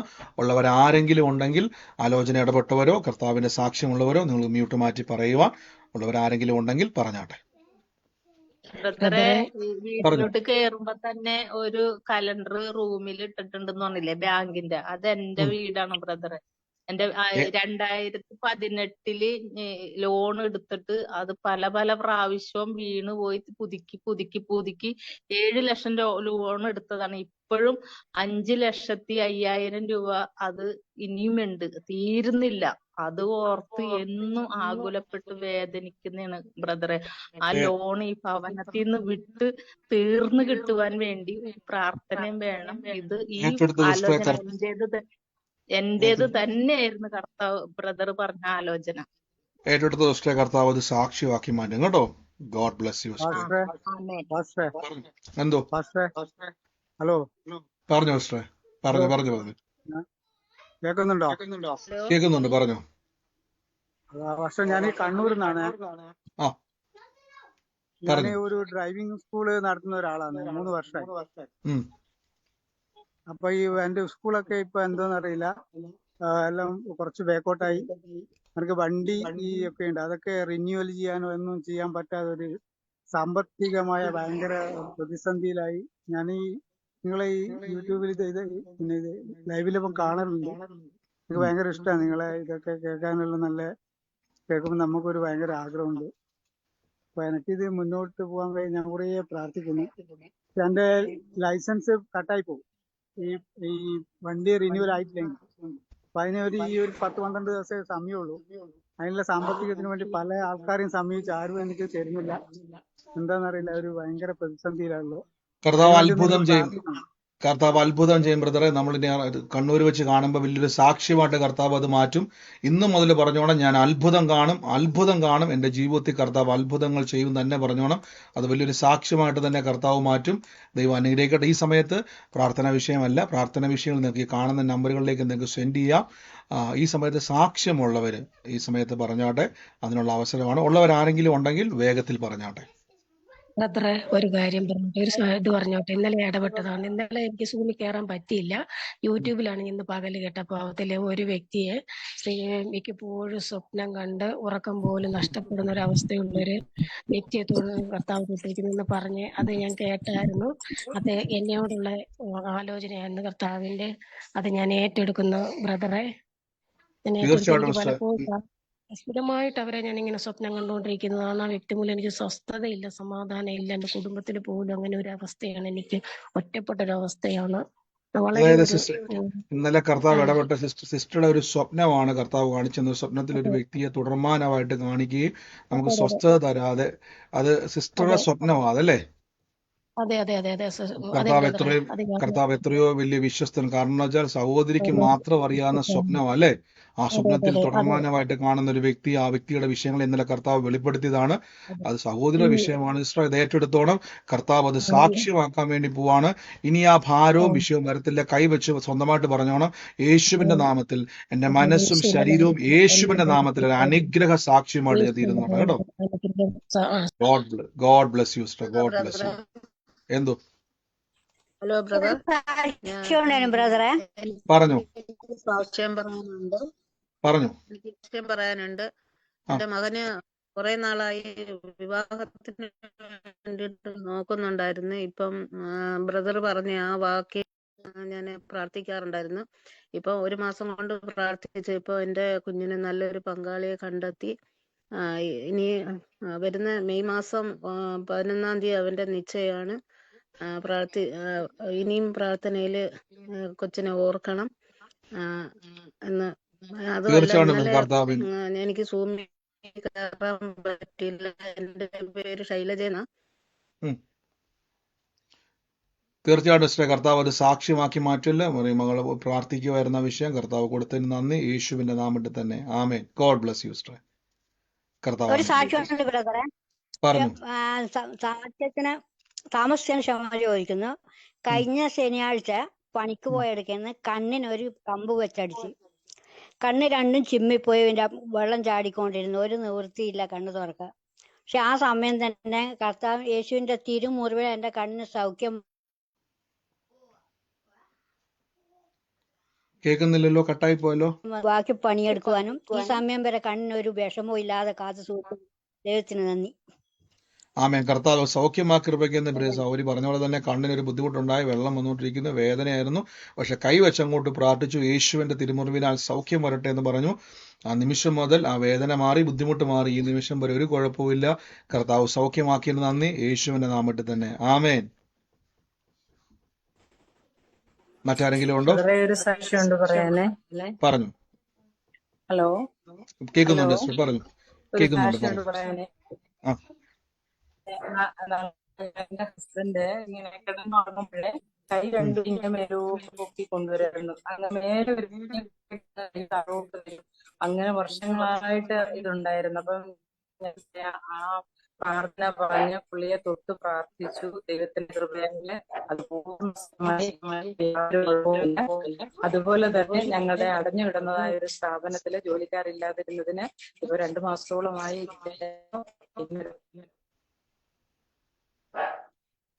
ആമേൻ. തീർച്ചയായിട്ടും പറയാൻ പറഞ്ഞാൽ വർഷങ്ങളായിട്ടുണ്ടായിരുന്ന ബുദ്ധിമുട്ടായിരുന്ന ഹസ്ബൻഡിന്റെ കൈ ഉറക്കത്തിൽ ഉയർത്തുന്ന ഒരു വിഷയം. വർഷങ്ങളുള്ള ബുദ്ധിമുട്ടിനെ കൈ വെച്ച് ഹസ്ബൻഡിന് വേണ്ടി അങ്ങ് പ്രാർത്ഥിച്ചു. വർഷങ്ങളുണ്ടായിരുന്ന ആ ബുദ്ധിമുട്ടത്തെ കർത്താവ് അത് സൗഖ്യമാക്കി. ഇന്ന് അവരുടെ സ്ഥാപനത്തിൽ 2 മാസമായിട്ടത് പൂട്ടേണ്ട ഒരു അവസ്ഥയിലായിരുന്നു. പക്ഷെ കർത്താവിന്റെ നാമത്തിൽ നന്മ ദൈവം ചെയ്യുവാൻ ഇടയായി തീർന്നു. കർത്താവ് എപ്പോഴും ഞാൻ പറഞ്ഞത് നമ്മുടെ ജോലിയിലായിക്കോട്ടെ ബിസിനസ്സിലായിക്കോട്ടെ വർധനവ് തരുന്ന കർത്താവാണ്. ഗോഡ് ബ്ലസ് യു സിസ്റ്റർ, യേശുവിന്റെ നാമത്തിൽ തന്നെ. ആമേൻ. Hello pastor. പറഞ്ഞു. ഹലോ ഫാസ്റ്റർ, കേൾക്കാമോ? പറഞ്ഞു സിസ്റ്റർ, കേൾക്കുന്നുണ്ട്, പറഞ്ഞു. ഞാൻ ട്രിവാൻഡ്രത്തുനിന്നാണ്. 6 വർഷം കൊണ്ട് എന്റെ കാലൊരു വേദനയായിരുന്നു. പിന്നെ ഒരു തരിപ്പായിരുന്നു. പക്ഷെ ഇപ്പൊ എനിക്ക് സൗഖ്യം തന്നു കർത്താവ്. ഇപ്പൊ പ്രാർത്ഥിച്ചപ്പോഴാണ് മാറിയത്. പ്രാർത്ഥിച്ചതിന് ശേഷം സൗഖ്യം കിട്ടിയത്. ആമേൻ. 6 വർഷമായിട്ടുണ്ടായിരുന്ന വേദനയായിരുന്നു അല്ലേ? 6 വർഷം. ഓ കർത്താവ് അങ്ങ് സൗഖ്യമാക്കി കൃപയ്ക്കുന്ന 6 വർഷമായിട്ടുണ്ടായിരുന്ന വേദനയായിരുന്നു. ഇപ്പൊ പ്രാർത്ഥനയിൽ ആ വേദന പൂർണ്ണമായിട്ടും മാറി. കർത്താവ് അങ്ങ് സൗഖ്യമാക്കി കൃപയ്ക്ക് നന്ദി. തിരുവനന്തപുരത്ത് വരുമ്പോഴേക്ക് സാക്ഷ്യം പറയണം കേട്ടോ. God bless you. God bless U. ഇനി നമുക്ക് തിരുവനന്തപുരത്ത് വെച്ച് കാണാം. കർത്താവ് അനുഗ്രഹിക്കട്ടെ. God bless U. മറ്റാരെങ്കിലും ഉണ്ടോ? പറഞ്ഞു. കൈക്ക് പ്രയാസമുള്ള ഒരാളെ കുറിച്ച് പറഞ്ഞാൽ എന്റെ തലയിലെ ഞാൻ നരമ്പിന്റെ പ്രയാസം കാരണം പാർക്കിൻസൺസിന്റെ അസുഖമാണ്. കൈ വിറയലുണ്ട്. പ്രത്യേകം പ്രാർത്ഥിക്കണം. സിസ്റ്റർ കൈ വെച്ചിട്ട് പറഞ്ഞോണം, ഞാൻ ഇന്ന് കേട്ട കർത്താവിന്റെ വചനം പോലെ എന്റെ രോഗം യേശു വഹിച്ചു. എത്ര വലിയ മാരക രോഗമാണെങ്കിലും എത്ര വലിയ പാർക്കിൻസൺസ് ആണെങ്കിലും കൈ വെച്ചിട്ട് പറയണം, എന്റെ ആ രോഗത്തിന്റെ പേര് പറഞ്ഞിട്ട് യേശു ഈ രോഗം വഹിച്ചതാണ്. കർത്താവിന്റെ മുറിവ് എന്റെ സൗഖ്യമാണ്. ഇത് പറഞ്ഞു ഇന്ന് തന്നെ ഇരുട്ടി വെളുക്കുന്നതിന് മുമ്പ് തന്നെ അത്ഭുതം കണ്ടിരിക്കും ശരീരത്തിന്റെ മേൽ. കർത്താവിന്റെ സാക്ഷ്യത്തെ കർത്താവ് തുറന്നിരിക്കും കേട്ടോ. God bless you sister. ആമേൻ, ആമേൻ, ആമേൻ. പറഞ്ഞു. പ്രാർത്ഥിച്ചപ്പോ എന്റെ തലയിൽ ഇങ്ങനെ ചോട്ടിലായിട്ട് കഴുത്തിന്റെ അവിടെ ഭയങ്കര വേദനയായിട്ട് കുറച്ച് ദിവസമായി. പൂർണ്ണ സൗഖ്യം. വേദന മാറി. വേദന മാറി. കർത്താവ് അങ്ങ് സൗഖ്യമാക്കി കൃപയ്ക്കെന്ന് പ്രിയസ്റ്റ് പറഞ്ഞ കഴുത്തിനും മുറ്റും വേദനയായിരുന്നു. എന്നാൽ പ്രാർത്ഥനാ സമയത്ത് ആ വേദന പൂർണ്ണമായി മാറി. ഗോഡ് ബ്ലസ് യു, യേശുവിന്റെ നാമത്തിൽ തന്നെ. ആമേൻ. പറഞ്ഞു. ബ്രദർ ഒരു ആലോചന പറഞ്ഞിട്ടുണ്ടായിരുന്നു കുറച്ചു മുമ്പ്. ഒരു കയറ്റം കയറി കഴിഞ്ഞിട്ട് റൈറ്റിലോട്ട് കയറുമ്പോ 2ാമത്തെ ഭവനമെന്ന്. അപ്പൊ ഞാൻ ഇപ്പൊ ബ്രദറിന്റെ മീറ്റിംഗ് സെഷൻ ഞാൻ കേട്ടോണ്ടിരിക്കുവായിരുന്നു. അത് ഞാനിപ്പോ ഏറ്റെടുക്കുന്നു. എന്റെ ഫാദറിന് വേണ്ടി പ്രത്യേകം ഞാൻ ഏറ്റെടുക്കുന്നു. എന്റെ ഫാദർ ഇപ്പൊ വളരെ റെയർ ആയിട്ടുള്ള ഒരു ഒരു നെർവസ് ഇഷ്യൂയിലൂടെ കടന്നു പോവാണ്, ഒരു അസുഖത്തിലൂടെ കടന്നു പോവാണ്. കുറെ നാളുകളായിട്ടുള്ള ട്രീറ്റ്മെന്റ് ഇല്ലാത്ത ഒരു അവസ്ഥയിലൂടെ പോയിക്കൊണ്ടിരിക്കുകയാണ്. ഞങ്ങള് വലിയൊരു തകർച്ചയുടെ ഒരു വക്കിലായിരുന്നു. പെട്ടെന്നായിരുന്നു എല്ലാം സംഭവിച്ചത്. ഈ പക്ഷെ പറഞ്ഞ വീട് ദൈവം ഈ അത്ഭുതം ചെയ്തു. ഈ പറഞ്ഞ വീട് ബ്രദറിന്റെ വീടാണ്. കയറ്റം കയറി ഇപ്പൊ പറഞ്ഞ പോലെ തന്നെ അടയാളം. കയറ്റം കയറി കഴിഞ്ഞിട്ട് ചെറിയൊരു ഒരു നിരപ്പെത്തും. നിരപ്പിൽ നിന്ന് രണ്ടാമത്തെ വീട്, റൈറ്റിലൊന്ന്, രണ്ടാമത്തെ വീട്. ആലോചന ബ്രദറിന്റെ വീടായിരുന്നു ഇപ്പൊ പറഞ്ഞത്. അതെ അതെ. ബ്രദർ യേശുവിന്റെ നാമത്തിൽ എടുത്തോണം. അച്ഛന്റെ രോഗത്തിന്റെ പേര് പറഞ്ഞിട്ട് പറയണം, യേശു എന്റെ പിതാവിന്റെ ഈ രോഗത്തെ വഹിച്ചതാണ്. പിതാവിന്റെ രോഗത്തിന്റെ സൗഖ്യത്തിന് വേണ്ടിയുള്ള വില ക്രൂശിൽ യേശു കൊടുത്തതാണ്. ആ കൊടുത്തത് രോഗത്തിന്റെ വിലയാണെങ്കിൽ സൗഖ്യത്തെ ഞങ്ങൾ ഇപ്പോൾ സ്വീകരിക്കുന്നു. യേശുവിന്റെ മുറിവിനാൽ പിതാവിന് സൗഖ്യം വന്നിരിക്കുന്നു. ഈ വാചകങ്ങൾ പറഞ്ഞുകൊണ്ടിരിക്കുക. ആ റെയറായിട്ടുള്ള രോഗമായിക്കോട്ടെ, യേശു ക്രിസ്തുവിന്റെ നാമത്തിൽ കർത്താവ് ഇടപെട്ട ആ ആലോചന ദൈവം കാണിച്ചു തന്നുകൊണ്ട് ആ ഭവനത്തിന്റെ മേൽ ദൈവത്തിന്റെ വലിയ പ്രവൃത്തി നടക്കാൻ വേണ്ടി പോകുന്നു. അത് സ്വീകരിച്ചാട്ടെ. വലിയ സാക്ഷ്യമായിട്ട് കർത്താവ് അത് തീർക്കാൻ വേണ്ടി പോകും കേട്ടോ ബ്രദറെ. ഏറ്റെടുത്ത് പറഞ്ഞോണം, കർത്താവ് അത് ചെയ്യും. ആമേൻ. ഗോഡ് ബ്ലസ് യു ബ്രദറെ. മറ്റാരെങ്കിലും ഉണ്ടോ? എന്തോ ഞാൻ ജോലി ചെയ്തോണ്ടിരിക്കുക. ആ മാതാവ് ഞാൻ വന്ന അന്ന് തുടങ്ങി എന്നെ തെറിയും വഴക്കും, എന്ത് ചെയ്താലും വഴക്കും ഇതൊക്കെയായിരുന്നു. എന്നാൽ കഴിഞ്ഞ ദിവസം ബ്രദർ പറഞ്ഞു, എന്നോട് എതിർക്കുന്ന ശത്രുക്കളെ എന്റെ മുമ്പിൽ എന്നെ തോൽക്കുമാറാക്കുമെന്ന്. ആ വചനം ഞാൻ പറഞ്ഞു പ്രാർത്ഥിച്ചുകൊണ്ടേയിരുന്നു. ഇപ്പോ 3-4 ദിവസമായിട്ട് ഒരു കുഴപ്പമില്ല. എന്ത് പറഞ്ഞാലും രാവിലെയും വൈകിട്ട് ഉറങ്ങുന്നോടം വരെ എന്നെ വഴക്കും തെറിയും എല്ലാം പറഞ്ഞുകൊണ്ടിരിക്കുക. അവരുടെ മക്കളെ എല്ലാം അങ്ങനെ. ഇപ്പൊ 3-4 ദിവസമായിട്ട് ഒരു കുഴപ്പമില്ല, സമാധാനമായിട്ട് ഇരിക്കുന്നു. അമ്മയ്ക്ക് വേണ്ടി ഞാനിങ്ങനെ പ്രാർത്ഥിച്ചു, കർത്താവെ ഒരു മാനസാന്തരം കൊടുക്കണേ എന്നൊക്കെ പ്രാർത്ഥിച്ചു. എന്നാൽ ആ വചനം ഞാൻ എന്ന് പറഞ്ഞു തുടങ്ങിയോ അന്ന് തുടങ്ങി ശാന്തത വന്ന് ഇപ്പൊ ഒരു സമാധാനമുണ്ട് ഭവനത്തിൽ. 1.5 മാസം കൊണ്ട് ഞാൻ ജോലി ചെയ്യുമ്പോൾ ഇങ്ങനെ എന്നെ വഴക്ക് പറയും, എന്ത് ചെയ്താലും വഴക്കും തെറിയും പ്രാക്കുമായിരുന്നു. ഇത് വലിയൊരു സാക്ഷ്യമാണ് പ്രേസ് പറഞ്ഞത്. കഴിഞ്ഞ ദിവസങ്ങളിൽ പറഞ്ഞ പോലെ ജോലി സ്ഥലത്ത് വലിയ ബുദ്ധിമുട്ടായിരുന്നു. പക്ഷെ ആ വചനം പറഞ്ഞു, എന്നോട് എതിർക്കുന്ന ശത്രുക്കളെ യഹോവ എന്റെ മുമ്പിൽ തോൽക്കുമാറാക്കുമെന്ന് പറഞ്ഞു. ആ മാതാവിലൂടെ പിശാച് പ്രവർത്തിക്കുന്ന ആ വിഷയത്തെ കർത്താവ് തൊട്ടു, ആ നാവിനെ ദൈവം തൊട്ടു. ആ വചനം പറഞ്ഞപ്പോ തന്നെ ആ പിശാചിന് മനസ്സിലായി ഇനി ഈ വ്യക്തി ഉപദ്രവിക്കാൻ കഴിയത്തില്ല. ഇപ്പൊ കേട്ടതുപോലെ തന്നെ ആ വ്യക്തി ഒതുങ്ങുവാൻ ഇടയായി തീർന്നു. ഇന്നൊരു സാക്ഷ്യമായി പറയാൻ ഇടയായി തീർന്നു. God bless you stray. ആ വചനങ്ങൾ പറഞ്ഞ് പിന്നെയും പ്രാർത്ഥിക്കുക, വഴികളെ ദൈവം തുറക്കും യേശുവിന്റെ നാമത്തിൽ തന്നെ. ആമേൻ. കർത്താവ് അനുഗ്രഹിക്കട്ടെ. പറഞ്ഞു കേട്ടില്ല സിസ്റ്റർ, കേട്ടില്ല. പറഞ്ഞു. എന്റെ മരുമോള് 1 മാസത്തിൽ കൂടുതലായിട്ട് ഇവിടുന്ന് ഏതൊന്നുമില്ലാതെ സിസ്റ്റർ കേൾക്കത്തില്ല, നെറ്റ്വർക്ക് പ്രോബ്ലം ഉള്ളൂ. സിസ്റ്റർ ക്ലിയർ അല്ലല്ലോ. കേൾക്കുന്നുണ്ടോ ആ ബ്രദറെ? എന്റെ മരുമോള് 1 മാസത്തിൽ കൂടുതലായി ഇവിടുന്ന് ഏതൊന്നും ഇല്ലാതെ പോയി പിണങ്ങി നിൽക്കുകയായിരുന്നു ബ്രദറെ. അപ്പൊ ഞാൻ കർത്താവിന്റെ കൂടെ പറഞ്ഞ എന്റെ മോളുടെ മനസ്സിൽ എന്ത് കെട്ടുണ്ടെങ്കിലും എന്റെ കർത്താവ് പൊട്ടിച്ചെറിയും. അവളെ എന്റെ വീട്ടിനകത്ത് എന്റെ അപ്പൻ കൊണ്ടുവരും. എന്റെ അപ്പന്റെ ഹിതം എന്താണോ അതുപോലെ നടത്തും എന്ന് പറഞ്ഞ് ഞാൻ 1 മാസം കൊണ്ട് വചനം പറഞ്ഞ് പ്രാർത്ഥിക്കുകയായിരുന്നു ബ്രദറെ. ഇന്ന് എന്റെ മരുമോള് എന്റെ വീട്ടിൽ വന്നു. അവൾ ഇങ്ങോട്ട് വിളിച്ചു പറഞ്ഞു തിരിച്ചു വന്നു ബ്രദറെ. ആമേൻ. കർത്താവ് ഇന്ന് കൊടുത്ത മാറ്റത്തിന് നന്ദി. ആ മരുമകളുടെ ഉള്ളത്തിൽ ദൈവം തൊട്ട് കുടുംബത്തിന്റെ കലഹം മാറി സമാധാനത്തിനായി ദൈവം ഒരുക്കിയിട്ട് നന്ദി പറയുന്നു യേശുവിന്റെ നാമത്തിൽ തന്നെ. ഗോഡ് ബ്ലസ് യു സ്ട്രേ. യേശു ക്രിസ്തുവിന് അത്ഭുതകരമായ പറഞ്ഞു. ഞാൻ നിഷയാണ്, കോഴിക്കോട് നിന്നാണ്. ഞങ്ങള് കഴിഞ്ഞ പ്രാവശ്യം ബ്രദർ ഇവിടെ എറണാകുളത്ത് മീറ്റിങ്ങിന് വന്നപ്പം പിന്നെ ഞാനും വന്നിട്ടുണ്ടായിരുന്നു. ഞാനും എൻ്റെ ഒരു ഫ്രണ്ടും മകനും കൂടിയായിരുന്നു വന്നിട്ടുണ്ടായിരുന്നത്. അന്ന് തിരക്ക് കാരണം ഞങ്ങൾ പെട്ടെന്ന് പ്രാർത്ഥിച്ചു പോകുന്നായിരുന്നു. അപ്പൊ പ്രാർത്ഥിച്ചപ്പം പിന്നെ ബ്രദർ എന്നോട് പറഞ്ഞു, നിതിൻ എന്ന് പറഞ്ഞൊരു ആളെ ഞാൻ കാണുന്നു, അയാൾ വന്നുകൊണ്ടിരിക്കുന്നു എന്ന് പറഞ്ഞു. അപ്പൊ ഈ നിതിൻ എന്ന് പറയുന്നത് എന്റെ മൂത്ത മകനായിരുന്നു. 2022 മുതല് മൂത്ത മകൻ എന്നോട് കുറച്ച് വഴക്കൊക്കെ ഉണ്ടാക്കിയിട്ട് ഇവിടുന്ന് പിണങ്ങി പോയിരുന്നു. നമ്മളിവിടെ പ്രാർത്ഥിച്ചുകൊണ്ടിരിക്കുന്ന വീടാണ്. അപ്പൊ അവിടെ അവൻ ഇങ്ങനെ കുറച്ച് മോശം പരിപാടി വെള്ളടിയൊക്കെ ആയി വന്നപ്പം ഞാൻ അവനോട് പറഞ്ഞു, എങ്ങനെയാണെങ്കിൽ വീട്ടിൽ കയറി വരരുത് എന്ന് പറഞ്ഞിട്ട് അന്ന് അവൻ ദേഷ്യം വന്നു പോയതാ. അങ്ങനെ പോയിട്ട് പിന്നെ ഇന്ന് കഴിഞ്ഞ 2 ആഴ്ച മുന്നേ ഒരു ദിവസം രാവിലെ ഞാൻ പ്രാർത്ഥിച്ചു കിടന്നു. പുലർച്ചെ 3 മണിക്ക് പ്രാർത്ഥിച്ചു കിടന്നപ്പോൾ ഞാൻ ഇങ്ങനെ ഒരു സ്വപ്നം കണ്ടു. അവൻ വന്നിട്ട് മുറ്റത്ത് നിന്നിട്ട് ഇങ്ങനെ വീട് മുഴുവനായിട്ട് ഇങ്ങനെ നോക്കിയിട്ട് അകത്തോട്ടേക്ക് ഇങ്ങനെ നോക്കുമ്പോൾ ഞാൻ ഇവിടെ പുറത്തിറങ്ങി നിൽക്കുമ്പോൾ എന്നോട് ഹായ് എന്ന് പറഞ്ഞു. അപ്പൊ ഹായ് എന്ന് പറഞ്ഞപ്പം ഞാനും ഹായ് കയറി വാന്ന് പറഞ്ഞു. ഒരു സ്വപ്നം കണ്ടു. പെട്ടെന്ന് ഞാൻ എണീറ്റ് അപ്പം ഞാൻ എന്താണ് കർത്താവേ ഇങ്ങനത്തെ ഒരു സ്വപ്നം. അത് കഴിഞ്ഞപ്പം എൻ്റെ ചെറിയ മോൻ ബദേല് ബൈബിൾ കോളേജിൽ പഠിക്കുക. അപ്പൊ ഞാൻ അവനെ ഇങ്ങനെ വിളിച്ചു പറഞ്ഞു, മോനെ അമ്മ ഇങ്ങനെ ഒരു സ്വപ്നം കണ്ടു, ഏട്ടൻ ഇങ്ങനെ വന്നതുപോലെ. അപ്പൊ പറഞ്ഞു ഏട്ടൻ ഇന്നലെ എൻ്റെ അടുത്ത് വന്നിട്ടുണ്ടായിരുന്നു, എന്നിട്ട് എന്നോട് പറഞ്ഞു ഞാൻ വീട്ടിലേക്ക് പോവുകയാണ് എന്ന് പറഞ്ഞ് ചിലപ്പം വീട്ടിലേക്ക് വരുന്നുണ്ടാവുമായിരിക്കും.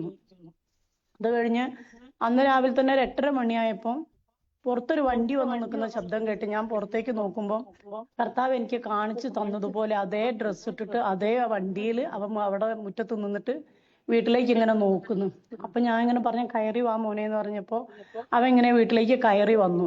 അപ്പൊ ഞാൻ ഇങ്ങനെ ഓർത്തു, കർത്താവേ ഇത് എനിക്ക് ദൈവം മുന്നേ കാണിച്ചു തന്നല്ലോ, ഒന്ന് പ്രാർത്ഥിച്ച് ഒരുങ്ങാൻ വേണ്ടിയിട്ട് കാണിച്ചു തന്നല്ലോ.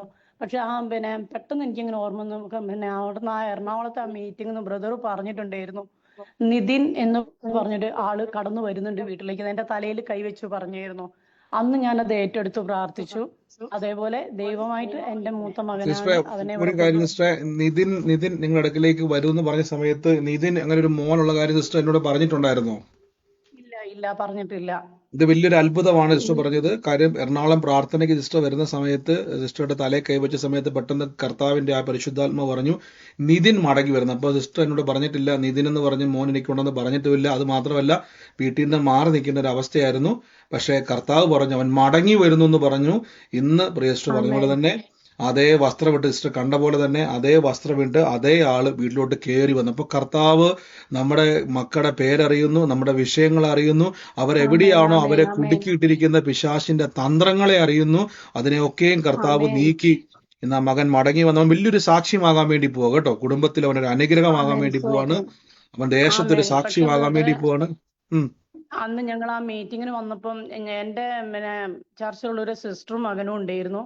ഞങ്ങളെ ചർച്ചിൽ നിന്ന് അറിയാതെയായിരുന്നു വന്നിരുന്നത്. പക്ഷെ അത് ഭയങ്കര പ്രശ്നമായി പോയി. അവരുടെ വീട്ടിലും ഭയങ്കര പ്രശ്നമായിരുന്നു, ഞങ്ങളെ ചർച്ചിലും ഭയങ്കര പ്രശ്നമായിരുന്നു. അപ്പൊ എന്നൊക്കെ കൂട്ടി ചോദിച്ചു, പാസ്റ്റർ ഇങ്ങനെ നിങ്ങൾ എന്തിനു പോയി അങ്ങനെ പോയി എന്നൊക്കെ ചോദിച്ചപ്പോ ഞാൻ മിണ്ടാതെയിരുന്നു. അവരൊക്കെ ഭയങ്കര ടെൻഷനായി. എന്നെ ഒരുപാട് വഴക്കല്ല നിങ്ങൾ എന്ത് വിചാരിച്ചിട്ട് അങ്ങനെ പോയി എന്നൊക്കെ പറഞ്ഞു. പക്ഷെ അപ്പോഴും ഞാൻ അങ്ങനെ അപ്പൊ എനിക്കൊരു മനസ്സിലേക്കൊരു ഇത്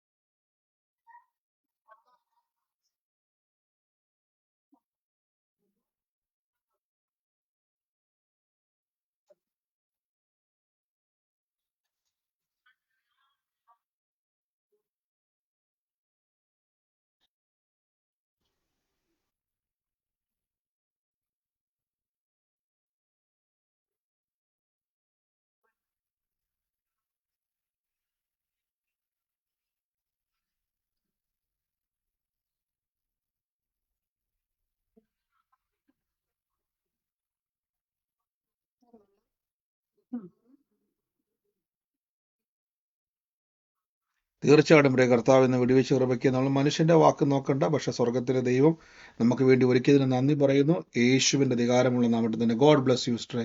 ഇനിയും കർത്താവ് നന്മകളാൽ നിറയ്ക്കും, സാക്ഷി ബാക്കി ദൈവം മാറ്റും കേട്ടോ. ആമേൻ. മറ്റാരെങ്കിലും ഉണ്ടോ? പറഞ്ഞു. ബ്രദറെ, എനിക്കൊരു അത്ഭുത സാക്ഷ്യം പറയാനുണ്ട്. ഞാൻ ഒരു 3 ദിവസത്തിന് മുമ്പ്, ഇന്ന് 6 മണിക്ക് വൈകിട്ട് ആണ് ഞാൻ അറിയുന്നത്. അതിന് മുമ്പായിട്ട് ഒരാൾക്ക് വേണ്ടി ഞാൻ പ്രാർത്ഥിച്ചിരുന്നു. പ്രാർത്ഥിക്കാൻ എനിക്ക് വചനം കിട്ടാൻ വർഗീസ് ബ്രദറിനെ വിളിച്ച് പറഞ്ഞ് എനിക്ക് പ്രാർത്ഥിക്കണേന്ന് പറഞ്ഞായിരുന്നു. അപ്പം ആ സഹോദരന് ഒരു കേസിനകത്ത് അകപ്പെട്ട് ജയിലിലാണെന്ന് ഞാൻ ഒരു 3 ദിവസത്തിന് മുമ്പാണ് അറിയുന്നത്. അറിയുന്നതിനും കാരണമുണ്ട്, അന്ന് ഒരു മോനുണ്ട് ആ ബ്രദറിന്. അപ്പം ആ മോന്റെ ബർത്ത്ഡേ ആയിരുന്നു, ഞാൻ അറിഞ്ഞില്ലായിരുന്നു. അപ്പൊ എന്നെ ഇങ്ങനെ ഒരാൾ വിളിച്ചിട്ട് പറഞ്ഞു കുഞ്ഞിന്റെ ബർത്ത്ഡേ എന്ന് പറഞ്ഞു. പറയാൻ കാര്യം എന്റെ ഒരു ആക്സിഡന്റ് എറണാകുളത്ത് വെച്ച് നടന്ന എന്റെ അമ്മ മരിച്ചിട്ട് ഇപ്പൊ 3 മാസം ആവുന്നതേ ഉള്ളൂ. അവരെല്ലാം 3 പേരും കൂടെ പൊക്കോണ്ടിരുന്നപ്പോ അപ്പൊ അങ്ങനെ ആ സഹോദരനും കുറച്ച് ആക്സിഡന്റ് ഒക്കെ സംഭവിച്ചിരുന്നു. ഭയങ്കര ബിസിനസ്സുകാരനൊക്കെ ആയിരുന്നു. എന്തോ ഒരു കേസിനകത്ത് അകപ്പെട്ടു പോയി. കുറെ നാളുകൊണ്ട് ഇപ്പൊ ജയിലില്ല. കുറെ നാളെന്ന് പറഞ്ഞാൽ ഒരു 2 ആഴ്ച 3 ആഴ്ചയൊക്കെ ഉണ്ടെങ്കിൽ ജയിലിലായിരുന്നു. അപ്പൊ ഞാൻ ഈ ബർത്ത്ഡേ അന്ന് അറിഞ്ഞു ചെന്നപ്പോഴാണ് ഇങ്ങനെ രഹസ്യത്തിൽ ഞാൻ ഈ വിവരം അറിഞ്ഞത്. അപ്പൊ ഞാൻ ആ മോനെ ഇങ്ങനെ നോക്കി, പായസം കൊണ്ട് കൊടുത്തു. അപ്പൊ ആ മോനെ ഇങ്ങനെ നോക്കിയപ്പോ അവന്റെ ആ ഒരു മുഖത്ത് അവൻ പറഞ്ഞില്ല, എന്നൊന്നും ചോദിച്ചതുമില്ല. അവന്റെ ആ ക്ഷീണം കണ്ടപ്പോ ഞാനിത് അന്വേഷണം നടത്തി. അപ്പോഴിങ്ങനെ ഞാൻ അറിഞ്ഞിങ്ങനെ പപ്പ ഇങ്ങനെ ഇന്നടുത്താണെന്ന്. അപ്പം എനിക്ക് ഭയങ്കരമായിട്ട് ഫീൽ ചെയ്ത്. ഞാൻ 3 ദിവസം കൊണ്ട് 3-ാമത്തെ ദിവസം എന്റെ കർത്താവ് ഉയർത്തെഴുന്നേറ്റു എന്ന് പറഞ്ഞാൽ ഇന്ന് വൈകുന്നേരത്ത് ഞാൻ അറിയുന്നു. പിന്നെ എനിക്കൊരു മെസ്സേജ് വന്നിങ്ങനെ ജയിലിൽ നിന്ന് ഇറങ്ങി, മോനെ അങ്ങോട്ട് കൂട്ടിക്കൊണ്ടുപോയി താമസിക്കുകയാണെന്ന് ഇങ്ങനെ അറിഞ്ഞു. അതൊരു അത്ഭുത സാക്ഷിയായിരുന്നു. അപ്പനെ വിളിച്ച് ഞങ്ങൾ ഇങ്ങനെ പ്രാർത്ഥിച്ച് വചനം എനിക്ക് വർഗീസ് ബ്രദർ തന്നു. ആ വചനം പ്രാർത്ഥിച്ചുകൊണ്ടിരുന്നു. 3-ാമത്തെ ദിവസം ഇന്ന് വൈകിട്ട് അത്ഭുതമായിട്ട് എന്റെ കർത്താവ് അദ്ദേഹത്തിനെ വിടുവിച്ചായിട്ട് ഞാൻ അറിഞ്ഞു. അതൊരു അത്ഭുത സാക്ഷ്യം എനിക്ക്. ഞാൻ ഒത്തിരി പ്രാർത്ഥിച്ചായിരുന്നു ബ്രദറെ. ആമേൻ. തീർച്ചയായിട്ടും കർത്താവ് അങ്ങനെ പ്രവർത്തിച്ച വലിയ കൃപയ്ക്ക് എന്ന് പറഞ്ഞ ബ്രേസ് പറഞ്ഞ പോലെ ഒരു കുടുംബം വിടുവിക്കപ്പെടുവാൻ, രക്ഷ പ്രാപിക്കുവാൻ കർത്താവ് ഉപയോഗിച്ചല്ലോ. ഇനിയും കർത്താവ് സാക്ഷ്യങ്ങളാൽ നിറയ്ക്കട്ടെ. ഇനിയും അനേകർക്ക് വേണ്ടി പ്രാർത്ഥിക്കുക. കർത്താവ് നിങ്ങളെ അനുഗ്രഹിക്കട്ടെ. വലിയ പ്രവർത്തികളാൽ സ്വർഗം നിങ്ങളെ നിറയ്ക്കട്ടെ. ഞാൻ തൽക്കാലത്തേക്ക് നമ്മുടെ പ്രാർത്ഥനകളെ ഇന്ന് നിർത്തുവാണ്. നാളെ നമ്മുടെ പ്രാർത്ഥന സൂമിലല്ല, യൂട്യൂബിലാണ്. നാളെ മാത്രം. അതിനുശേഷം തിങ്കളാഴ്ച പിന്നെയും സൂമിൽ തന്നെയാണ്. അപ്പൊ കർത്താവ് നിങ്ങളെ അനുഗ്രഹിക്കട്ടെ. വലിയ പ്രവർത്തികളാൽ കർത്താവ് സാക്ഷ്യമാക്കട്ടെ. ഇനിയും അത്ഭുതങ്ങൾ, ദൈവപ്രവർത്തികൾ, കർത്താവിന്റെ പ്രവചന ആലോചനകൾ സകലതും കർത്താവ് വെളിപ്പെടുത്തുന്നതിന് നന്ദി പറയുന്നു. തുടർമാനമായിട്ട് പിന്നെയും നമുക്ക് കേൾക്കാം. എല്ലാ ദിവസവും നമുക്ക് കർത്താവിന്റെ സന്നിധി കൂടാം. വൻ കാര്യങ്ങളെ കർത്താവ് ചെയ്യും. നമ്മുടെ ഓഗസ്റ്റിലെ പ്രാർത്ഥനയ്ക്ക് ഒരു വ്യത്യാസം വന്നിട്ടുണ്ട്. ഓഗസ്റ്റ് എന്നുള്ള ഡേറ്റ് ഒന്ന് മാറിയിട്ടുണ്ട്. അപ്പൊ അത് പിന്നീട് അറിയിക്കാം. നമ്മുടെ പ്രാർത്ഥനയുടെ സമയങ്ങൾ നിങ്ങൾ പ്രാർത്ഥിച്ചുകൊണ്ടിരിക്കുക. തിരുവനന്തപുരം, എറണാകുളം, കൊല്ലം, കൊല്ലമല്ല കണ്ണൂരൊക്കെ ഉള്ളവരൊന്ന് റെഡിയായിട്ടിരിക്കുക. ഞാൻ കഴിഞ്ഞ ദിവസങ്ങളിൽ പറഞ്ഞിരുന്നല്ലോ. ദൈവത്തിന്റെ വലിയ പ്രവർത്തികളെ നമുക്ക് വീണ്ടും കാണാം, ഒരുമിച്ച് കൂടാം. വലിയ പ്രവർത്തികളെ കർത്താവ് നടക്കും. ഈ സമയം നമുക്ക് ദൈവസന്നിധിയിൽ